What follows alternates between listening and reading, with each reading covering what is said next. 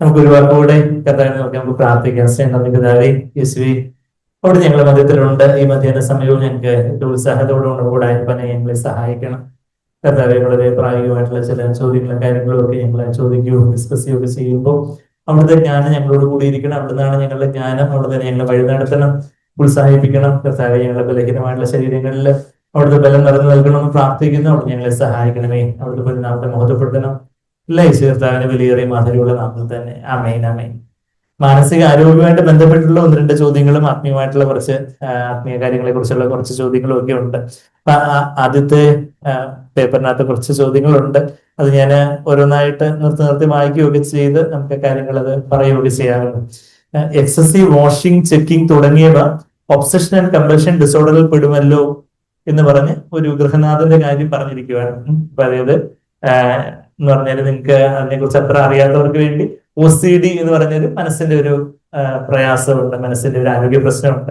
അപ്പൊ അങ്ങനെയുള്ളവര് ഒരുപാട് ചെക്കിങ്ങും വാഷിങ്ങും ഒരുപാട്, ഇപ്പൊ ചിലർക്കാണെങ്കിൽ കൈ കഴുകിയാലും മതിയാവുന്നില്ല, വീണ്ടും വീണ്ടും കൈ കഴുകിക്കൊണ്ടേയിരിക്കും, മണിക്കൂറുകൾ എടുത്ത് കുളിച്ചുകൊണ്ടേയിരിക്കും. അല്ലെങ്കിൽ ഇപ്പൊ അവരെന്തെങ്കിലും ചെക്ക് ചെയ്യുവാണ്, സ്വിച്ച് ഓഫ് ചെയ്യുവാണെങ്കിൽ ഓഫായി വീണ്ടും വീണ്ടും പോയി ചെക്ക് ചെയ്തുകൊണ്ടേയിരിക്കും. അങ്ങനെ എക്സസീവ് വാഷിംഗ്, ചെക്കിങ്, അതൊക്കെ ഈ ഒരു OCD, ഒബ്സസീവ് കമ്പൽസീവ് ഡിസോർഡറിന്റെ ലക്ഷണങ്ങളാണല്ലോ. അപ്പൊ അതിനെക്കുറിച്ച് ഒരു അറിവുള്ള ഒരാൾ ചോദിച്ചിരിക്കുക. അപ്പൊ അത് ഒബ്സസീവ് കമ്പൽസീവ് ഡിസോർഡർ പെടുമല്ലോ. എന്നാൽ ഒരു ഗൃഹനാഥൻ പത്നിയുടെയും മകളുടെയും ചെലവുകൾ കൃത്യമായിട്ട് ചെക്ക് ചെയ്യുന്നതും അവർ പണം എങ്ങനെ ചെലവഴിച്ചു എന്ന് കൃത്യമായി പരിശോധിക്കുന്നതും ഇതിൽ ഉൾപ്പെടുമോ എന്നാണ് ഒരു ചോദ്യം. വളരെ രസകരമായിട്ടൊരു ചോദ്യം അല്ലേ? എന്ന് വെച്ചാല് ഭാര്യയും മോളും ഒക്കെ ചെലവുകൾ കൃത്യമായിട്ട് ചെക്ക് ചെയ്യുന്നത് എന്ന് പറഞ്ഞാല് അത് ഉൾപ്പെടുമോ എന്ന് ചോദിച്ചാൽ OCD പോലെ തന്നെയുള്ള ഒരു മനസ്സിന്റെ OCD ഒരു മാനസിക രോഗമായിട്ട് നമ്മൾ കരുതുമ്പോൾ പിന്നെ ഒരു സ്വഭാവ വൈകല്യമായിട്ട്, വ്യക്തിത്വ വൈകല്യമായിട്ട് പറഞ്ഞൊരു കാര്യമാണ് OCPD, obsessive compulsive personality disorder. Perfectionism. അവർക്കാണെങ്കിൽ ഞാൻ വലിയ വലിയ വാക്കുകളൊക്കെ പറഞ്ഞ് നിങ്ങളെ ആരും ബുദ്ധിമുട്ടിക്കാൻ ഉദ്ദേശിക്കുന്നില്ല. ഞാൻ സിമ്പിൾ ആയിട്ട് കാര്യങ്ങൾ പറയുകയാണെങ്കിൽ ചിലർക്കാണെങ്കിൽ എല്ലാം പെർഫെക്ഷനിസ്റ്റിക് ആയിരിക്കണം. അവർ വിചാരിക്കുന്നവർക്ക് എല്ലാ കാര്യങ്ങളും നടക്കണം. ആ ഒരു മർക്കട പുഷ്ടി എന്നോ ഭയങ്കര ഒരു കുറച്ചൊരു റിജിഡ് ആയിരിക്കും, റിജിഡ് പേഴ്സണാലിറ്റി ആയിരിക്കും എന്നൊക്കെ നമ്മൾ പറയത്തില്ലേ. അപ്പൊ അങ്ങനെയൊക്കെയുള്ള ചിലരുടെ ചില വ്യക്തിത്വപരമായിട്ടുള്ള ചില ശീലങ്ങളുണ്ട്.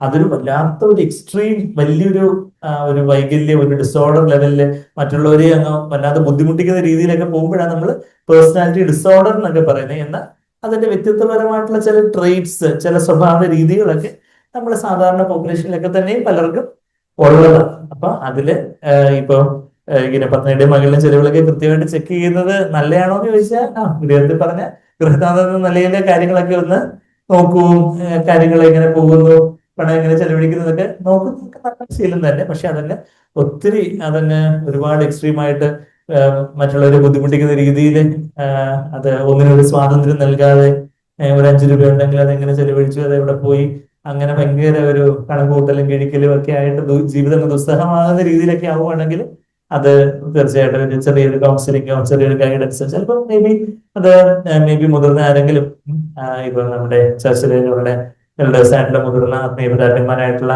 ആരോടെങ്കിലും കാര്യങ്ങൾ പറഞ്ഞു അല്ലെങ്കിൽ ഒരു ചെറിയ കൗൺസിലറിന്റെ ഹെൽപ്പോട് കൂടിയൊക്കെ അത് വല്ലാതെ ദുസ്സഹമാകുന്ന രീതിയിലൊക്കെ പോകുന്നുണ്ടെങ്കിൽ അങ്ങനെയൊക്കെയുള്ള ചില കാര്യങ്ങൾ അതിന് ചെറിയൊരു ഗൈഡൻസും കാര്യങ്ങളും ചെറിയൊരു മേൽനോട്ടമൊക്കെ ഉണ്ടെങ്കിൽ തന്നെ കാര്യങ്ങളിൽ ഒരു വ്യത്യാസമൊക്കെ വരാം.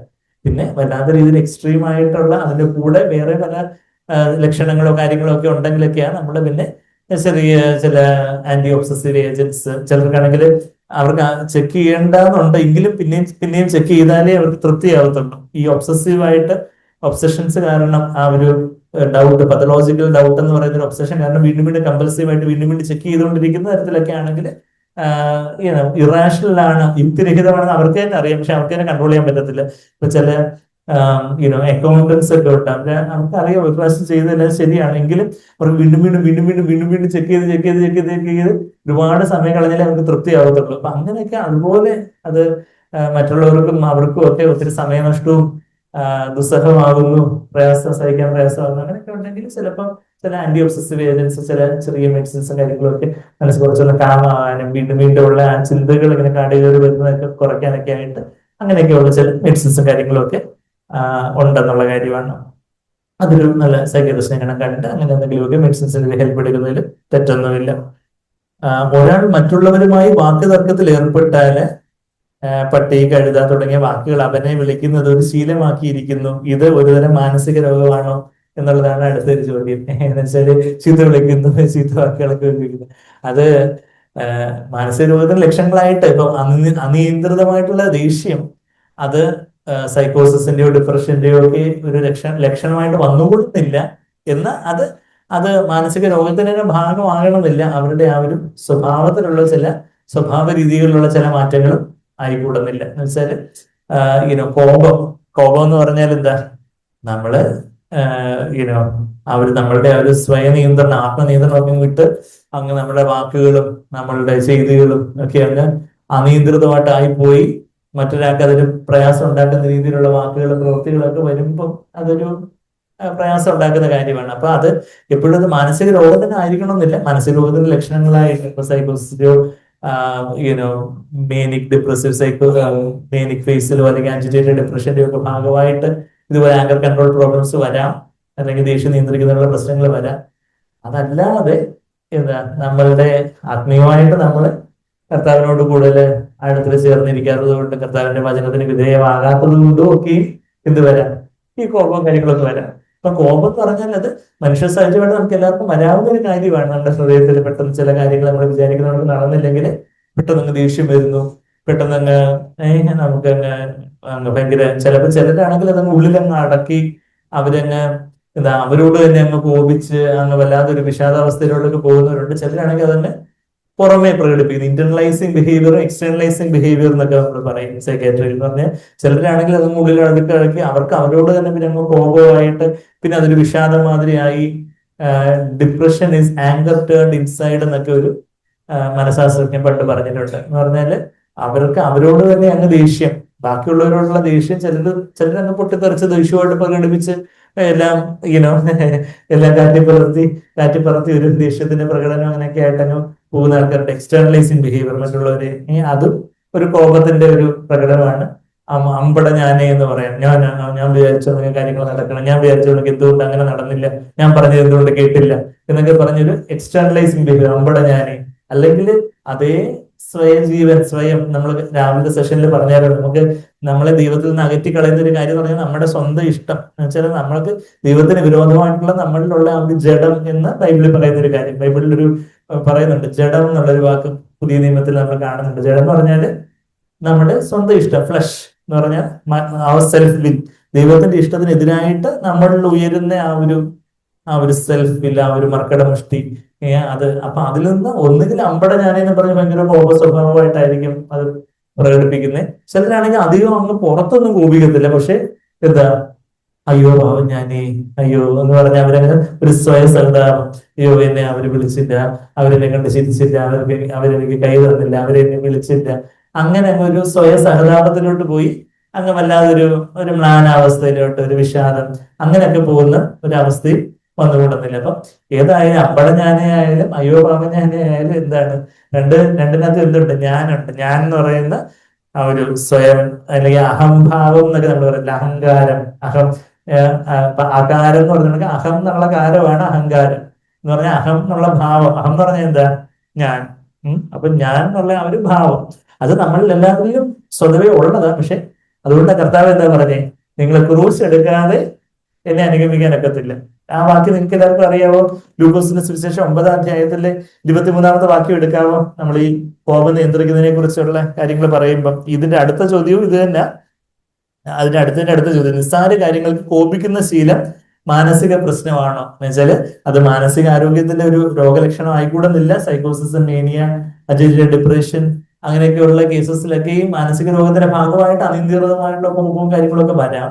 പക്ഷെ അതൊന്നും ഇല്ലാതെ തന്നെ സ്വാഭാവികമായിട്ട് ഒരാളുടെ സ്വഭാവത്തിലുള്ള ആ ഒരു കോപം അതെന്താ നമ്മളെ ദൈവഭാഗ്യം അത് നമ്മളെ കുറ്റവാളികളാക്കുന്ന കാര്യം. ഞാനിപ്പോ ലൂക്കോസ് 9:23 പറഞ്ഞു. അതിന് തൊട്ട് മുമ്പ് ഞാൻ അതിലേക്ക് പോകുന്നതിന് മുമ്പായിട്ട് ഈ കോപിക്കുന്ന കാര്യത്തെ കുറിച്ച് കർത്താവ് പറഞ്ഞ ഒന്നിന്റെ കാര്യം പറഞ്ഞോട്ടെ. മത്തായി 5-ാം അധ്യായത്തില് ഗിരിപ്രഭാഷണത്തിൽ കർത്താവ് എന്താ പറയുന്നേ, നിങ്ങള് ഹൃദയത്തിൽ കോപിക്കുവാണെങ്കിൽ, ഞാൻ ലൂക്കോസ് 9-ലേക്ക് വരാം, അതിന് പ്രതിവിധിയാണ് ക്രൂശ് എടുക്കുന്ന കാര്യം, അതിലേക്ക് ഞാൻ വരാം. അതിനു മുമ്പ് ആ കർത്താവ് തന്നെ പറഞ്ഞ കാര്യങ്ങളും കോപത്തെ കുറിച്ച് യാക്കോബ് അപ്പോസ്തലൻ പറഞ്ഞൊരു വാക്യമൊക്കെ ഞാൻ ഒന്ന് വായിച്ച് അതിലേക്ക് പോവാം. മത്തായിയുടെ സുവിശേഷം 5-ാം അധ്യായത്തില് അതിന്റെ 21 മുതൽ വായിക്കാവോ? ഗിരിപ്രഭാഷണം എന്ന് പറഞ്ഞ ഏതൊക്കെ അധ്യായങ്ങളാ? മത്തായി 5, 6, 7.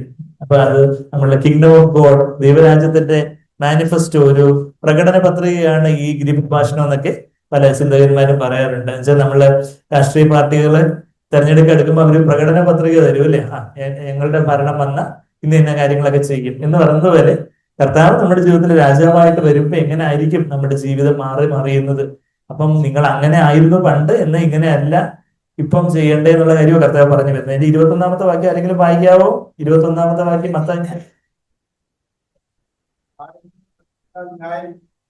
കൊല ചെയ്യരുത് എന്നും ആരെങ്കിലും കൊല ചെയ്താല് ന്യായവിധിക്ക് യോഗ്യനാകുമെന്നും പൂർവന്മാരോട് അരുളി ചെയ്തത് നിങ്ങൾ കേട്ടിട്ടുണ്ടല്ലോ.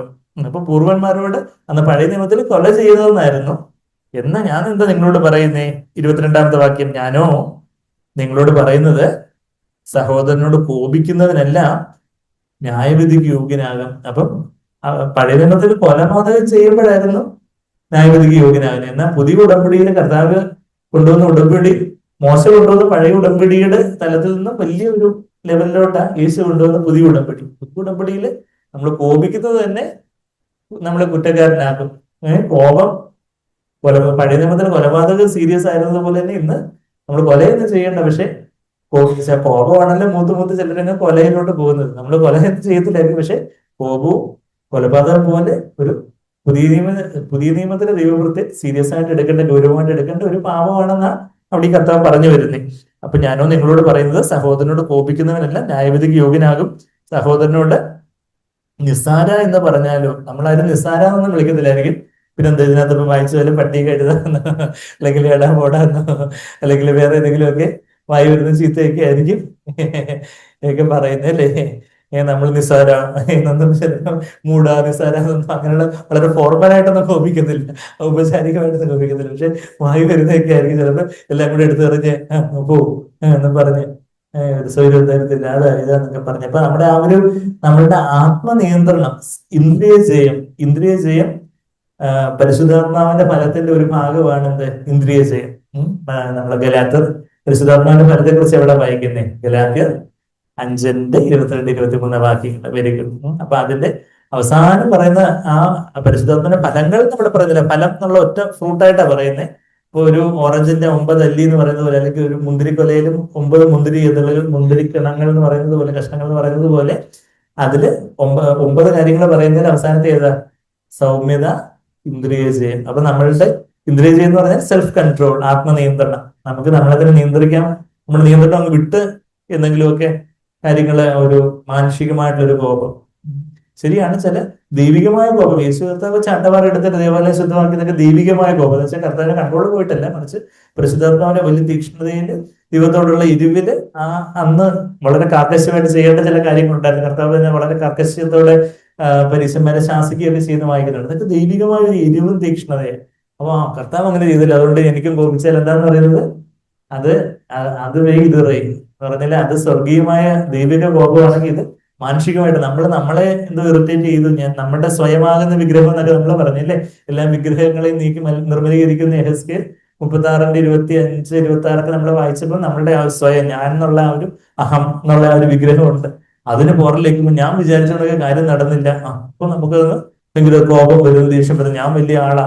അപ്പൊ അതിൽ നിന്നാ നമ്മളുടെ ആ വൂണ്ടഡ് പ്രൈഡ്, നമ്മളുടെ ആ നിഗളം, നമ്മളുടെ ഈഗോ ഒന്ന് മുറിവേൽക്കുമ്പോഴും നമുക്ക് പെട്ടെന്ന് ദേഷ്യവും കോപവും കാര്യങ്ങളൊക്കെ വരുന്നത്. അപ്പൊ അങ്ങനെ നിസ്സാര എന്ന് പറഞ്ഞാലും ന്യായാധിപ സഭയുടെ മുമ്പിൽ കണ്ടോ 22-ാമത്തെ വാക്യം, ന്യായാധിപ സഭയുടെ വെച്ചാൽ മറ്റേ ആദ്യം സഹോദരനോട് കോപിക്കുന്ന ഹൃദയത്തിലൊരു കോപം, പിന്നെ അത് വാക്കിൽ വന്നു. നിസ്സാര അല്ലെങ്കിൽ വേറെ എന്തെങ്കിലും പട്ടിക എഴുതാന്നായിരിക്കും വിളിക്കുന്നത്, അത് വാക്കിൽ വന്നു.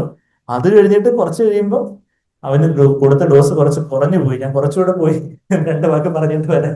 അതാണ് പിന്നെ നമ്മൾ വായിക്കുന്നത്.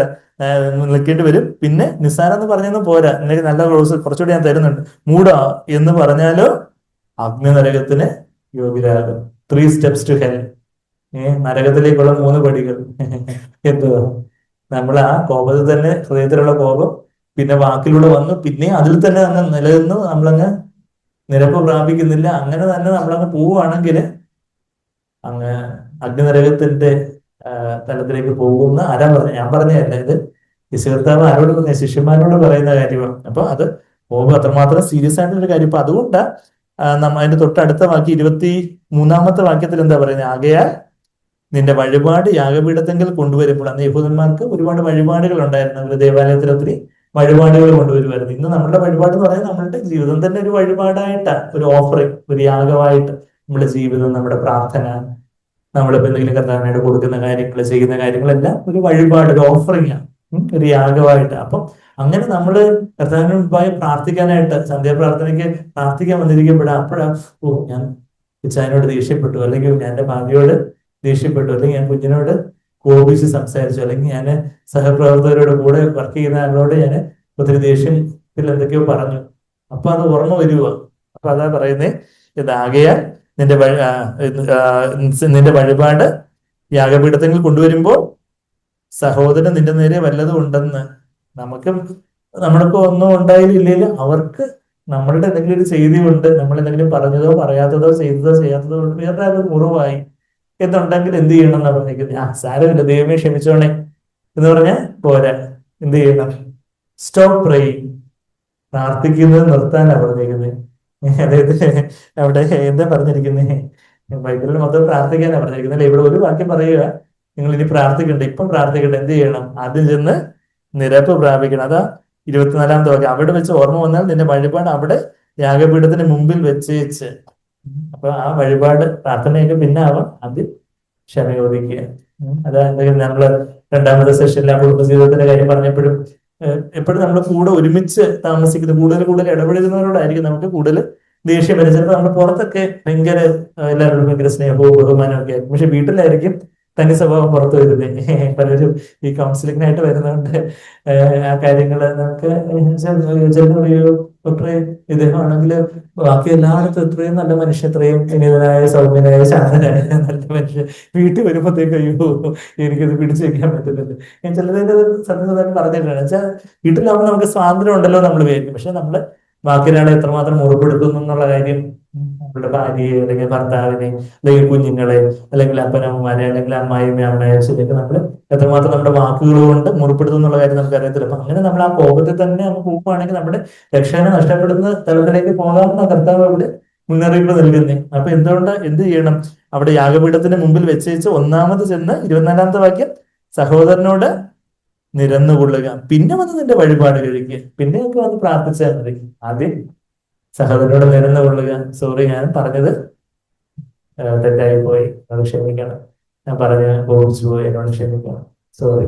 ആ ഒരു ഹൃദയത്തിൽ നിന്ന് അങ്ങനെ ഒരു ക്ഷമാപണം പറയാന് നമ്മുടെ എത്ര ഭർത്താക്കന്മാർക്ക്, എത്ര ഭാര്യമാർക്ക്, എത്ര ഇവൻ കുഞ്ഞുങ്ങള് അപ്പനമ്മമാരെ അനുസരിക്കാതെങ്കിലും ഒക്കെ തർക്കുത്തരമൊക്കെ പറയുന്ന മക്കളുണ്ട് അല്ലേ? അപ്പൊ എന്ത് ചെയ്യണം? നിങ്ങളെ ആദ്യം ചെന്ന് നിങ്ങളുടെ പേരൻസിനോട് സോറി പറയണം. ഞങ്ങളുടെ ചർച്ചിലൊക്കെ കുഞ്ഞുങ്ങളോട് അത് വളരെ സ്ട്രിക്റ്റ് ആയിട്ട് പറയാം. അങ്ങനെ എന്തെങ്കിലും നിങ്ങളുടെ പേരൻസിനെ അനുസരിക്കാതെ മുറിപ്പെടുത്തിയിട്ടുണ്ടെങ്കിൽ നിങ്ങൾക്ക് യഥാർത്ഥത്തിൽ ദൈവമായിട്ടുള്ള കണക്ഷനിലേക്ക് നിങ്ങൾ വരണമെങ്കിൽ ആദ്യം ചെന്ന് നിങ്ങൾ അപ്പനോട് അമ്മയോട് നിങ്ങൾ കയർത്ത് സംസാരിച്ചത് നിങ്ങൾ ക്ഷമ ചോദിക്കുന്നു. അല്ലെങ്കിൽ നമുക്ക് മനസാക്ഷിയിൽ ഓർമ്മ വരും എന്തെങ്കിലും നമ്മൾ മുറിപ്പെടുത്തിയിട്ടുണ്ടെങ്കിൽ എന്നുള്ളൊരു കാര്യം. അപ്പൊ അത് വലിയ എന്തെങ്കിലും ഒരു 10 ലക്ഷം ചെലവഴിക്കാൻ പറയുവാണ് ഇവിടെ, ഒന്നുമില്ല. നമ്മള് ഒരു രൂപ പോലും ചെലവില്ല. പക്ഷെ നമ്മളുടെ ആ ഒരു പ്രൈഡ്, ഞാനെങ്ങനെ ക്ഷമ പറയുന്നേ, അപ്പൊ ക്ഷമ പറഞ്ഞാൽ അവര് ഇപ്പൊ നമ്മളെ കളിയാക്കിയാണ് ആയിക്കോട്ടെ, പക്ഷെ നമ്മൾ അതന്നെ ചെയ്താൽ നമ്മളങ്ങ് ഫ്രീ ആവും.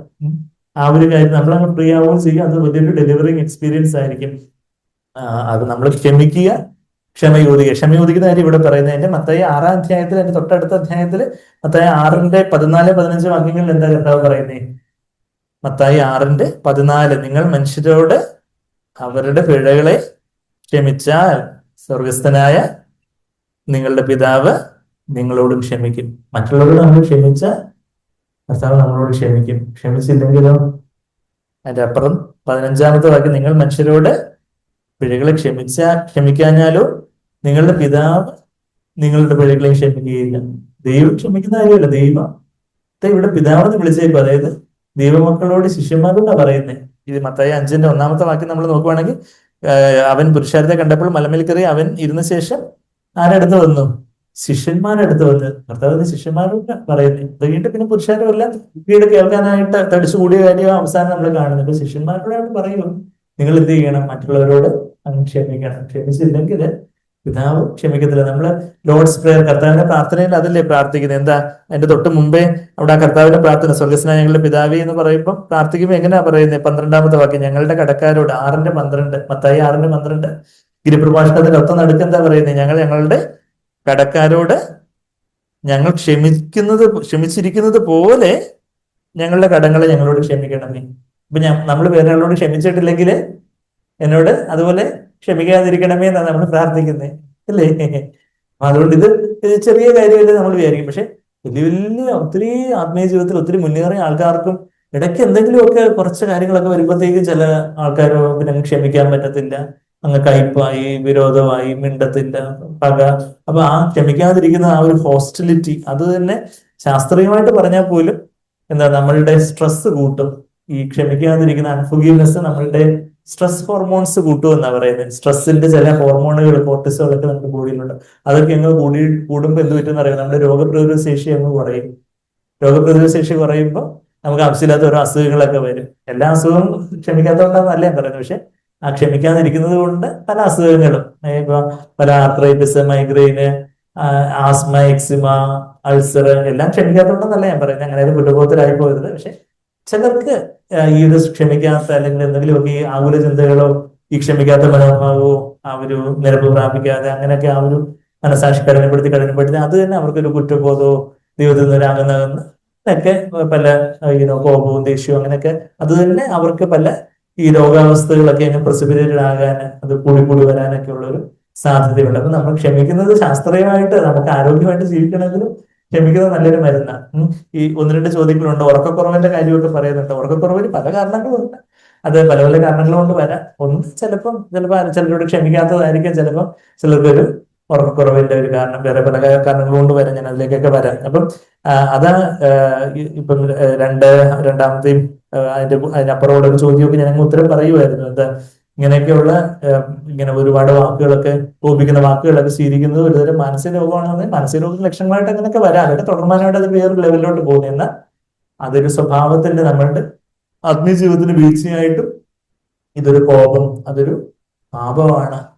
കോപം വലിയ പാപമാണ്, അതിപ്പോ എല്ലാവർക്കും ഉള്ളതല്ലേ നമുക്ക് വിചാരിക്കും. പക്ഷെ ദൈവത്തിന്റെ സ്റ്റാൻഡേർഡില്, ദൈവത്തിന്റെ വചനത്തില് ലോകക്കാർക്ക് എന്തും ആവണം, പക്ഷെ നമുക്കത് പറ്റത്തില്ല. നമ്മൾ ആരെങ്കിലും കോപിച്ച് സംസാരിച്ച് നമ്മൾ ക്ഷമ ചോദിക്കണം. നമ്മളോട് ഇനിയിപ്പോ ആരെങ്കിലും എന്തെങ്കിലും കോപിച്ച് ഇങ്ങോട്ട് പറഞ്ഞാൽ നമ്മളങ്ങ് ക്ഷമിക്കണം. അല്ലെങ്കിൽ നമുക്കൊരു നല്ല മനസാക്ഷി ഇല്ലാതെ നമ്മുടെ ക്രിസ്തീയ ജീവിതം നമ്മൾ സൂക്ഷിപ്പിച്ച് വരണ്ട്. പുറമെ നമ്മൾ വലിയ വലിയ കാര്യങ്ങളൊക്കെ ചെയ്യും, പക്ഷെ അകന്ന് ഇതങ്ങ് വരണ്ട് ശോഷിച്ചങ്ങ് പോകും. പിന്നെ മാനുഷിക കോപത്തെ കുറിച്ച് പറയുന്ന വാക്യം യാക്കോബിന്റെ ലേഖനത്തില് 1-ാം അധ്യായത്തിന്റെ 19-20 വാക്യം. യാക്കോബിന്റെ ലേഖനം, ഇബ്രാഹിം ലേഖനമൊക്കെ കഴിഞ്ഞ് യാക്കോബിന് James 1:20, യാക്കോബ് 1:20 എന്താ പറയുന്നേ? മനുഷ്യന്റെ കോപം ദൈവത്തിന്റെ നീതിയെ പ്രവർത്തിക്കുന്നില്ല. മനുഷ്യന്റെ കോപം, ഞാനങ്ങ് കോപിച്ചാൽ എന്തെങ്കിലും ഒന്ന് കോപിച്ചാലേ നടക്കത്തുള്ളൂ. ശരിയാണ്, ചില സമയത്ത് നമ്മൾ ചില കാര്യങ്ങൾ സ്ട്രോങ് ആയിട്ട് ഫേം ആയിട്ടൊക്കെ പറയേണ്ട കാര്യങ്ങളൊക്കെ ഉണ്ട്. പക്ഷെ അത് കോപിക്കാതെ നമുക്ക് പറയാം. ചിലപ്പോൾ നമുക്ക് ആർക്കേശത്തോടെ ഫേം ആയിട്ട്, കുഞ്ഞുങ്ങളോടൊക്കെ ചില കാര്യങ്ങൾ നമ്മൾ ഫേം ആയിട്ട് പറയേണ്ടതായിട്ടുണ്ട്. കോപിച്ച് പറയണമെന്നില്ല. നമ്മുടെ അപ്പനെന്ന നിലയിൽ, അമ്മയെന്ന നിലയിൽ, അല്ലെങ്കിൽ നമ്മുടെ കീഴുദ്യോഗസ്ഥരോടൊക്കെ ചില കാര്യങ്ങൾ നമ്മൾ ഫേം ആയിട്ട് സ്ട്രോങ് ആയിട്ട് പറഞ്ഞാലേ അവർക്ക് മനസ്സിലാകത്തുള്ളൂ, അതിന്റെ ഗൗരവം മനസ്സിലാകത്തുള്ളൂ. അപ്പൊ കോപിക്കാതെ തന്നെ നമുക്ക് സ്ട്രോങ് ആയിട്ട് ചില കാര്യങ്ങൾ, കർത്തവ്യത്തിന് വളരെ കാര്യങ്ങൾ, പല കാര്യങ്ങളും സ്ട്രോങ് ആയിട്ടൊക്കെ പറഞ്ഞ് നമുക്കറിയാം. അതല്ല പറയുന്നത്. പക്ഷെ ഒരു എന്താണ് പറയുന്നത്, നമ്മുടെ കൺട്രോൾ അങ്ങ് വിട്ടുപോയി മറ്റൊരാളെ മുറിപ്പെടുത്തുന്ന രീതിയിലുള്ള ആ ഒരു, നമുക്ക് തന്നെ അറിയാം, നമ്മുടെ മനസ്സിന് അസ്വസ്ഥതമായി, നമ്മുടെ സമാധാനമൊക്കെ പോയി, അങ്ങനെയുള്ള ഒരു കോപവും കാര്യങ്ങളൊക്കെ അത് ഒരിക്കലും ദൈവനീതിയെ നിവർത്തിക്കത്തില്ല എന്നുള്ളൊരു കാര്യമാണ് നമ്മളവിടെ വായിക്കുന്നത്. പിന്നെ വേറൊരു ചോദ്യം, ആളുകളുടെ തെറ്റുകൾ ഉടൻ കണ്ടുപിടിക്കുന്ന പ്രവണത മനോരോഗത്തിന്റെ കാറ്റഗറിയിൽ വരുമോ എന്ന് പറയുന്ന ഒരു കാര്യമാണ്. അത് നമ്മളുടെ ഒരു ജഡത്തിന്റെ ഒരു സ്വഭാവമാണല്ലേ. മറ്റൊരാളുടെ കുറ്റം, നമ്മളുടെ കുറ്റം കണ്ടുപിടിക്കാനാ നമുക്ക് ഭയങ്കര പ്രയാസം. മറ്റൊരാളുടെ കുറ്റം നമുക്ക് അങ്ങോട്ട് വിരളി കൊണ്ടു, ദൈവത്തിലേക്ക് വിരളി കൊണ്ടുവന്ന നമ്മളിലേക്ക് വിരളി കൊണ്ടുന്ന കാര്യം നമ്മൾ കാണുന്നില്ല. അത് ഞാൻ ഈ പറഞ്ഞതൊക്കെ ഒരു മനസ്സിന്റെ ഒരു എക്സ്ട്രീം ലെവലിലോട്ട് പോകുന്ന ഒരു ഡിപ്രഷനിലോ അല്ലെങ്കിൽ ഒക്കെ ചില extreme personality disorder, narcissistic personality ഡിസോർഡറിലൊക്കെ ഉള്ളവര് എപ്പോഴും മറ്റുള്ളവരുടെ കുറ്റം കണ്ടുപിടിക്കുന്ന ആ ഒരു പേഴ്സണാലിറ്റി ഡിസോർഡർ, ആ ഒരു വൈകല്യത്തിന്റെ ഒരു പാരമ്പര്യത്തിൽ എത്തിക്കുന്ന ആൾക്കാരുണ്ട്. എന്നാൽ ഇതിന്റെയൊക്കെ ചെറിയ ചെറിയ എന്താണ് പറയുന്നത്, ചെറിയ ചെറിയ കാര്യങ്ങൾ, കുട്ടിപ്പിശാചികൾ എന്ന് പറയുന്നത് ചെറിയ ചെറിയ കാര്യങ്ങളെല്ലാം നമ്മളുടെ എല്ലാവരുടെയും ജഡത്തിലുള്ളതാണ്. നമുക്ക് എപ്പോഴും മറ്റുള്ളവരുടെ കുറ്റം കണ്ടുപിടിക്കാനാ നമ്മളുടെ ഒരു അവരങ്ങനെ ചെയ്തു, ഇവരങ്ങനെ ചെയ്തു, അവരതിന് കാരണം. നമ്മളിപ്പോ മുമ്പേ അവസാനം വായിച്ച വാക്യം എന്തായിരുന്നു? യെശയ്യാവ് കഴിഞ്ഞ സെഷനിൽ അവസാനം നമ്മൾ എന്താ വായിച്ച? യെശയ്യാവ് 58:10 പോയിന്റിങ് ഓഫ് ഫിംഗേഴ്സ് വായിച്ചു അല്ലെ? വിരല് ചൂണ്ടുന്നതും നുകവും വഷളത്തും സംസാരിക്കുന്നതൊക്കെ നിങ്ങൾ നീക്കിക്കളഞ്ഞാൽ നിങ്ങളുടെ അന്ധകാര മധ്യാഹ്നം പോലെ ആകും എന്ന് വായിച്ചു. അപ്പൊ അത് പോയിന്റിങ് ഓഫ് ഫിംഗേഴ്സ്, മറ്റുള്ളവരുടെ കുറ്റം കണ്ടുപിടിക്കുന്ന കാര്യങ്ങൾ. അപ്പൊ ആ കാര്യങ്ങൾ അത് മാനസികാരോഗ്യ പ്രശ്നം തന്നെ ആയിരിക്കണം എന്നില്ല. അത് നമ്മളുടെ ആ ഒരു ജഡത്തിന്റെ ഒരു ബലഹീനതയാണ്. നമ്മൾ നമ്മെ തന്നെ വിധിച്ചാൽ നമ്മൾ വിധിക്കപ്പെടുകയില്ല. ആ വാക്യം നിങ്ങൾക്ക് അറിയാവോ? 1 Corinthians 11 ഇങ്ങനെ ഒരു വാക്യം, അതിന്റെ 30ാമത്തെ വാക്യം, നമ്മുടെ 1 Corinthians 11 നമ്മളെ കർത്തൃമേശയോടനുബന്ധിച്ചൊക്കെ മിക്കപ്പോഴും വായിച്ചു കേൾക്കുന്നതാണ് അല്ലെ? അതിന്റെ 31ാമത്തെ വാക്യമാ 1 Corinthians 11 31ാമത്തെ വാക്യം, നാം നമ്മെ തന്നെ വിധിച്ചാൽ വിധിക്കപ്പെടുകയില്ല. അതിന്റെ ഗ്രീക്കില് കുറച്ചുകൂടെ കൃത്യമായിട്ട് പറഞ്ഞാൽ നമ്മെ തന്നെ ശരിയാവണ്ണം വിധിച്ചാൽ എന്ന് വേണം അത് ട്രാൻസ്ലേറ്റ് ചെയ്യാൻ. എന്ന് വെച്ചാല് ഇഫ് യു ജസ്റ്റ് അവർസെൽസ് റൈറ്റ്ലി എന്ന് NASBയിലൊക്കെ കൊടുത്തത്, ഡയാക്രിനോ ചെയ്ത ക്രീനോ ആവത്തില്ല എന്ന് പറഞ്ഞാൽ, ക്രീനോ എന്ന് പറഞ്ഞാൽ വിധിക്കുക, ഡയാക്രിനോ എന്ന് പറയുമ്പോൾ അവിടെ ഒരു പ്രൊപ്പസിഷൻ കൂടെ യൂസ് ചെയ്തുകൊണ്ട് പറയാ ശരിയാവണ്ണം വിധിച്ചാൽ. നമ്മെ തന്നെ ദൈവമുമ്പാകെ ഒരു ശരിയാവണ്ണം നമ്മൾ തന്നെ വിധിക്കുക എന്ന് പറഞ്ഞാൽ എന്താ? നമ്മൾ നമ്മളിലേക്ക് തന്നെ നോക്കി അയ്യോ എനിക്ക് ഇന്ന കുറവുണ്ട് എന്ന് പറഞ്ഞാൽ നമ്മൾ നിരാശപ്പെടുന്ന കാര്യമല്ലേ ഈ പറയുന്നത്. മറിച്ച് നമ്മൾ ദൈവമുമ്പാകെ വന്ന് കർത്താവേ അങ്ങേ വേദനിപ്പിക്കുന്ന എന്തെങ്കിലും എന്നിലുണ്ടോ എന്നുള്ളൊരു കാര്യം. ആ വാക്യം നമ്മൾ പറഞ്ഞായിരുന്നു. ഏത് വാക്യമാ? രാവിലെ ഞാൻ പറഞ്ഞായിരുന്നു. രാവിലെ ആ വാക്യം എടുത്തില്ലായിരുന്നു. വ്യസനത്തിനുള്ള മാർഗം എന്നിലുണ്ടോ? ആ വാക്യം എടുക്കാം. 139 സങ്കീർത്തനം. 139 സങ്കീർത്തനം ആരാ എഴുതിയതാ? മിക്ക സങ്കീർത്തനം എഴുതിയ ആള് ആരാ? ദാവീദ്. 139 സങ്കീർത്തനത്തിന്റെ അവസാനത്തെ വാക്യത്തില് ഇങ്ങനെ നമ്മെ തന്നെ വിധിക്കുന്ന ഒരു ദാവീദ്, പഴയ നിയമത്തിനായിട്ടുള്ള ദാവീദിന് പല കുറവുകളൊക്കെ ഉണ്ടായിരുന്നു. എന്നാൽ ദാവീദിന്റെ ദൈവത്തിന്റെ ഹൃദയപ്രകാരം ഉള്ള മനുഷ്യനാക്കി തീർക്കുന്ന ദാവീദിന്റെ ആ ഒരു സ്വഭാവ സവിശേഷതകളിൽ ഒന്നാ നമ്മളവിടെ കാണുന്നേ.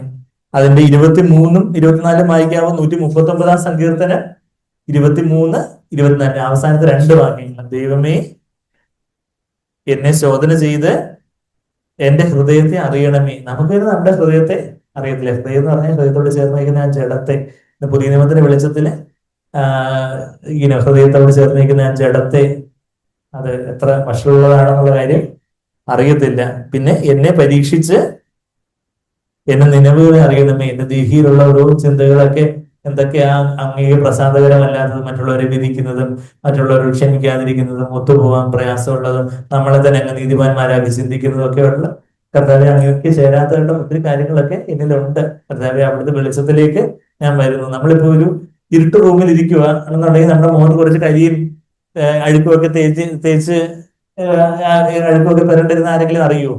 ഇരുട്ട് റൂമിൽ ആരും കാണത്തില്ല. നമ്മൾ വെളിച്ചത്തിലേക്ക് വരുമ്പോൾ അയ്യോ ഇതെന്ത് പറ്റി ബ്രദറെ, എന്ത് പറ്റി സിസ്റ്ററെ, എല്ലാവരും കരിയെല്ലാം പിടിച്ചത് ചെന്ന് കഴുകിക്കള എന്ന് പറയും. എന്ന് പറഞ്ഞ പോലെ നമ്മള് പാപത്തിന്റെ ഇരുട്ടിലങ്ങ് ഇരിക്കുമ്പോ എന്ത് പറ്റും? നമുക്ക് നമ്മളിലുള്ള കുറവുകളൊന്നും കാണാൻ പറ്റത്തില്ല. നമുക്ക് ബാക്കിയുള്ളവരുടെ കുറവുകളാണ് കാണുന്നത്. എന്നെ അയാൾക്ക് ആ കുറ്റമുണ്ട്, ഇയാൾക്ക് ഇന്ന കുറ്റമുണ്ട്, എന്റെ വീട്ടിൽ ഇവർക്ക് ഈ കുറ്റമുണ്ട്, ആ കുറ്റമുണ്ട്, അയൽപക്കത്തുകാർക്ക് കുറ്റം, എല്ലാവർക്കും കുറ്റം, തൊട്ടനും പിടിച്ചതല്ല മറ്റുള്ളവരെ കുറ്റപ്പെടുത്തുന്ന ഒരു മനോഭാവമായിരിക്കും നമുക്ക്. പക്ഷെ മറിച്ച് നമ്മള് ദൈവത്തിന്റെ വെളിച്ചത്തിലേക്ക് വരുമ്പോ നമുക്ക് അയ്യോ അരിഷ്ട മനുഷ്യൻ. യെശയ്യാവ് അങ്ങനെ, യെശയ്യാവ് 6ാം അയ്യോ ബാക്കി പലരുടെയും അയ്യോ കഷ്ടം, അവർക്ക് ഇഷ്ടം ഇവർക്ക് ഇഷ്ടം എന്നൊക്കെ യേശയ്യാവ് പരിശുദ്ധാത്മാവിനെ തന്നെ 5ാം യേശയ്യാവ് 5ാം വായിക്കുന്ന യേശയ്യാവ് 6ാം ദൈവത്തിന്റെ മഹത്വം കാണുമ്പോഴത്തേക്ക് അയ്യോ ഞാൻ അരിഷ്ട മനുഷ്യൻ, എനിക്ക് എത്ര അദർശുദ്ധിയില്ലാത്ത മനുഷ്യനാണ് ഞാൻ എനിക്ക് എത്ര കുറവുകളുള്ള. അത് നമ്മളിവിടെ 24ാമത്തെ വാക്യത്തിൽ 139 സങ്കീർത്തനം 24ാമത്തെ വാക്യത്തില് വ്യസനത്തിനുള്ള മാർഗം എന്നിലുണ്ടോ എന്ന് നോക്കി. വ്യസനം എന്ന് പറഞ്ഞാൽ എന്താ? ദുഃഖം, വേദന. അപ്പൊ കർത്താവിനെ വേദനിപ്പിക്കുന്ന എന്തെങ്കിലും എന്നിലുണ്ടോ എന്ന് കർത്താവെ അങ്ങ് നോക്കി എന്ത് ചെയ്യണം? ശാശ്വത മാർഗത്തില്, യഥാർത്ഥത്തിലുള്ള ജീവന്റെ മാർഗത്തിൽ തന്നെ നടത്തണമേ എന്നുള്ളൊരു കാര്യമാണ്. അപ്പൊ ആ ജീവന്റെ മാർഗം ഏതാന്ന് ചോദിച്ചാൽ, ശാശ്വത മാർഗം ഏതാന്ന് വെച്ചാൽ ക്രൂസിന്റെ വഴിയാണ്. ഞാൻ ആദ്യം എടുക്കാൻ ലൂക്കോസ് 9:23 എടുക്കാന്ന് പറഞ്ഞിട്ട് ഞാൻ പെട്ടെന്ന് മത്തായി 5 പോയി അല്ലെ. ലൂക്കോസ് 9:23 അതിനൊരു പ്രതിവിധി, ഈ ശാശ്വത മാർഗത്തെ കുറിച്ച് അവിടെ പറയുന്നത്. അവിടെ കർത്താവിനെ ഒരാൾ അനുഗമിക്കാൻ ഇച്ഛിച്ചാൽ, കർത്താവ് ഏറ്റവും അധികം ഊന്നി പറഞ്ഞൊരു കാര്യമാണ് ഈ ക്രൂസ് എടുത്ത് അനുഗമിക്കുന്ന കാര്യം. എന്നാൽ ക്രിസ്തീയ കുളത്തിൽ ഇന്ന് വളരെ വളരെ ചുരുക്കം പേര് മാത്രമേ ആ ക്രൂസിന്റെ വഴിയെ കുറിച്ച് പറയാറുള്ളൂ. എന്ന് യേശു പറഞ്ഞ ആ ഒരു വചനത്തിന്റെ ആ ഒരു ഊന്നല് നമ്മൾ ഇന്ന് ക്രിസ്തീയ കുളത്തിൽ നോക്കുമ്പോൾ അങ്ങനെ വലിയൊരു ഊന്നലൊന്നും ഇക്കാര്യത്തിന് കൊടുക്കുന്നതായിട്ട് നമ്മൾ കാണുന്നില്ല. നമ്മൾ എന്താ ലൂക്കോസ് 9:23 എല്ലാ ദിവസവും നമ്മൾ ചെയ്യേണ്ട ഒരു കാര്യം പറയുന്നു, കർത്താവിനെ അനുഗമിക്കണം. ലൂക്കോസ് 9:21. പിന്നെ യേശു എല്ലാവരോടും പറഞ്ഞത്, എന്നെ അനുഗമിക്കുവാൻ ഒരുത്തൻ ഇച്ഛിച്ചാൽ, ഒരാൾക്ക് എന്നെ അനുഗമിക്കാനായിട്ട്, എന്റെ പിന്നാലെ വരാനായിട്ട് ആഗ്രഹം ഉണ്ടെങ്കിൽ എന്ത് ചെയ്യണം? അവൻ തന്നെത്താനെ ത്യജിച്ച്, തന്നെത്താൻ നിഷേധിച്ച്, നാൾതോറും ഓരോ ദിവസവും തന്റെ ക്രൂസ് എടുത്തും കൊണ്ട് എന്നെ അനുഗമിക്കരുത്. ക്രൂസ് എടുത്ത് അനുഗമിക്കട്ടെ എന്ന് പറഞ്ഞാൽ നമ്മൾ പറഞ്ഞു, അന്ന് ഇസ്രായേൽ ഗവൺമെന്റ്, കർത്താവ് പറയുമ്പോൾ ആ ഇസ്രായേലിനെ ആരാ ഭരിച്ച്? റോമൻ ഗവൺമെന്റ് ആയിരുന്നു ഭരിച്ചത്. റോമക്കാരുടെ ഏറ്റവും നീചമായിട്ടുള്ള ശിക്ഷയായിരുന്നു എന്ത്? ക്രൂസ് മരണം. അപ്പം ക്രൂസ് എടുത്ത് അനുഗമിക്കുക എന്ന് പറഞ്ഞാൽ, ഒരാൾ ക്രൂസ് എടുത്തുകൊണ്ട് പോവുകയാണെങ്കിൽ ആ ക്രൂസിൽ ഏറെപ്പെടാൻ പോവുക, മരിക്കാൻ പോവുക. അപ്പൊ ക്രൂസ് എടുത്ത് അനുഗമിക്കുക എന്ന് വെച്ചാൽ മരിച്ച് അനുഗമിക്കട്ടെ എന്നാ പറയുന്നത്. ഇപ്പൊ എന്തിനെന്താ മരിക്കണ്ടേ? ഞാൻ മുമ്പേ പറഞ്ഞ കാര്യം, ജഡം, ഫ്ലഷ്. ആ ജഡം മരിക്കാതിരിക്കുന്നുണ്ട്, മരണത്തെ ഏൽപ്പിക്കാതിരിക്കുന്നുണ്ട് ഈ കോപവും ദേഷ്യവും മോഹവും ആകുല ചിന്തകളും ബഹളവും ന്യായം വിധിക്കുന്ന കാര്യങ്ങളും ബാക്കി ഒത്തിരി നികളവും മനുഷ്യമാനം തേടലും ബാക്കി ദ്രവ്യാഗ്രഹവും അതുപോലെ തന്നെ ഒത്തിരി ഒരുപാട് കാര്യങ്ങൾ, അതിന്റെ എല്ലാം ഈ ജഡത്തിൽ നിന്നാണ് ഇതെല്ലാം ഉരുത്തിരിഞ്ഞു വരുന്നേ. അപ്പൊ എന്താ? ആ ദൈവത്തിന് വിരോധമായിട്ട് എന്നിലുള്ള എന്നിലുള്ള ഒരു ജഡം, എന്റെ ആത്മാവിനെയും ദേഹിയൊക്കെ വേർതിരിക്കുന്ന ഒരു ജഡമാകുന്ന തിരശ്ശീല എന്നൊക്കെ ഈ എബ്രായർ 10-ാം അധ്യായത്തിന്റെ 19-20 വാക്യങ്ങളിൽ പറയുന്നുണ്ട്. ദേഹമാകുന്ന തിരശ്ശീല എന്ന് നമ്മുടെ സത്യവേദ പുസ്തകത്തിൽ പരിഭാഷപ്പെടുത്തിയിരിക്കുന്നത് ശരിക്കും ജഡമാകുന്ന തിരശ്ശീല എന്ന പരിഭാഷപ്പെടുത്തുന്നത്. സാക്സ് എന്ന് പറഞ്ഞൊരു പദം അവിടെ ഉപയോഗിച്ചിരിക്കുന്നത്. ഞാൻ പറഞ്ഞു വരുന്നത് വെച്ചാൽ എന്താന്ന് വെച്ചാല്, അവിടെ എന്നിലുള്ള ഞാൻ എന്ത് ചെയ്യണം? മരിക്കണം. ഞാനോ ക്രൂശിക്കപ്പെട്ടിരിക്കുന്നു, എന്നിൽ ആരാ ജീവിക്കുന്നേ? യേശു എന്നിൽ ജീവിക്കുന്നു. ആ വാക്യം കൂടെ വായിക്കാം നമുക്ക്. ഗലാത്യർ 2-ാം അധ്യായത്തില്. അതാ ശരിക്കും പറഞ്ഞ വിടുതലിന്റെ വഴി. വെച്ചാല് നമ്മളുടെ ഓരോ ജീവിത സാഹചര്യങ്ങളിലും നമ്മെ തന്നെ ഒന്ന് ക്രൂശിൽ ഏൽപ്പിക്കുകയാണെങ്കിൽ എന്ന് പറഞ്ഞാല്, സിമ്പിളായിട്ട് പറഞ്ഞാൽ ഇത്രയേ ഉള്ളൂ, നമ്മെ തന്നെ താഴത്തെ ഒരു കൊച്ചു കുഞ്ഞിനെ പോലെ ഒരു പൂജ്യമായിട്ട് മരണത്തിനെ ഏൽപ്പിക്കുന്നത്. അതായത് ഈ ഒരു സമയത്ത് എനിക്ക് തിരിച്ചു കോപിക്കാനും രണ്ടു വാക്ക് പറയാനും അല്ലെങ്കിൽ പ്രതികാരം വീട്ടാനും ഞാൻ ആരാ മോനെന്നൊന്ന് കാണിച്ചു കൊടുക്കാനും ഒക്കെ നമ്മളുടെ ഒരു സ്വാഭാവികമായിട്ടുള്ള ഒരു പ്രവണത. പക്ഷെ ഇവിടെ അതായത് അങ്ങ് എങ്ങനെയാണ് ഇവിടെ പെരുമാറിയത്? അങ്ങ് ശത്രുക്കളെ സ്നേഹിക്കാൻ പറഞ്ഞു, തിന്മ ചെയ്യുന്നവരോട് നന്മ ചെയ്യാൻ പറഞ്ഞു, ശപിക്കുന്നവരോട് അനുഗ്രഹിക്കാൻ പറഞ്ഞു, തന്നെ ഉപദ്രവിക്കുന്നവർക്ക് വേണ്ടി പ്രാർത്ഥിക്കാൻ പറഞ്ഞു. ലൂക്കോസ് 6:27-28 വാക്യങ്ങൾ ഞാൻ പറഞ്ഞേ, ഞാൻ അതിലേക്ക് പോകുന്നില്ല. ഞാനിപ്പം ഏത് വാക്യമായിരുന്നു റെഫറൻസ്? ഗലാത്യരായിരുന്നു പറഞ്ഞില്ലേ? ഗലാത്യർ, ഞാൻ എല്ലാ വാക്യം കൂടെ ഒരുമിച്ച് പറയുന്നുണ്ട്. ഗലാത്യർ 2-ാം അധ്യായത്തിന്റെ 20-ാമത്തെ വാക്യം. ഗലാത്യർ 2:20 എന്താ വായിക്കുന്നത്? ഞാൻ ക്രിസ്തുവിനോടുകൂടെ ക്രൂശിക്കപ്പെട്ടിരിക്കുന്നു. അപ്പൊ ഞാൻ എന്റെ ഈ ഞാൻ എന്നുള്ള ഒരു ഈഗോ, ഞാൻ എന്നുള്ള ഇത് നമ്മുടെ പുതിയ നിയമം ഒറിജിനലി ഏത് ഭാഷയിൽ എഴുതപ്പെട്ടത്? ഗ്രീക്ക് ഭാഷയിൽ എഴുതപ്പെട്ടത്. പഴയ നിയമം എഴുതപ്പെട്ടത് എബ്രായ ഭാഷയിൽ. അപ്പൊ പുതിയ നിയമം എഴുതപ്പെട്ടത് ഗ്രീക്ക് ഭാഷയിൽ. അപ്പൊ ഗ്രീക്ക് ഭാഷയിൽ ഞാൻ എന്നുള്ള വാക്ക് എന്താണെന്നറിയാവോ? ഈഗോ. ലാറ്റിനിലും ഗ്രീക്കിലും ഞാൻ എന്നുള്ള വാക്ക് ഈഗോ എന്നാണ്.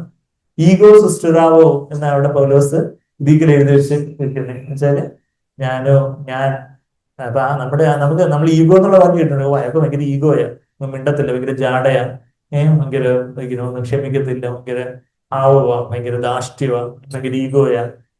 ആ ഈഗോ, അതാ ഞാൻ ആ ഈഗോ എന്ത് ചെയ്യണം?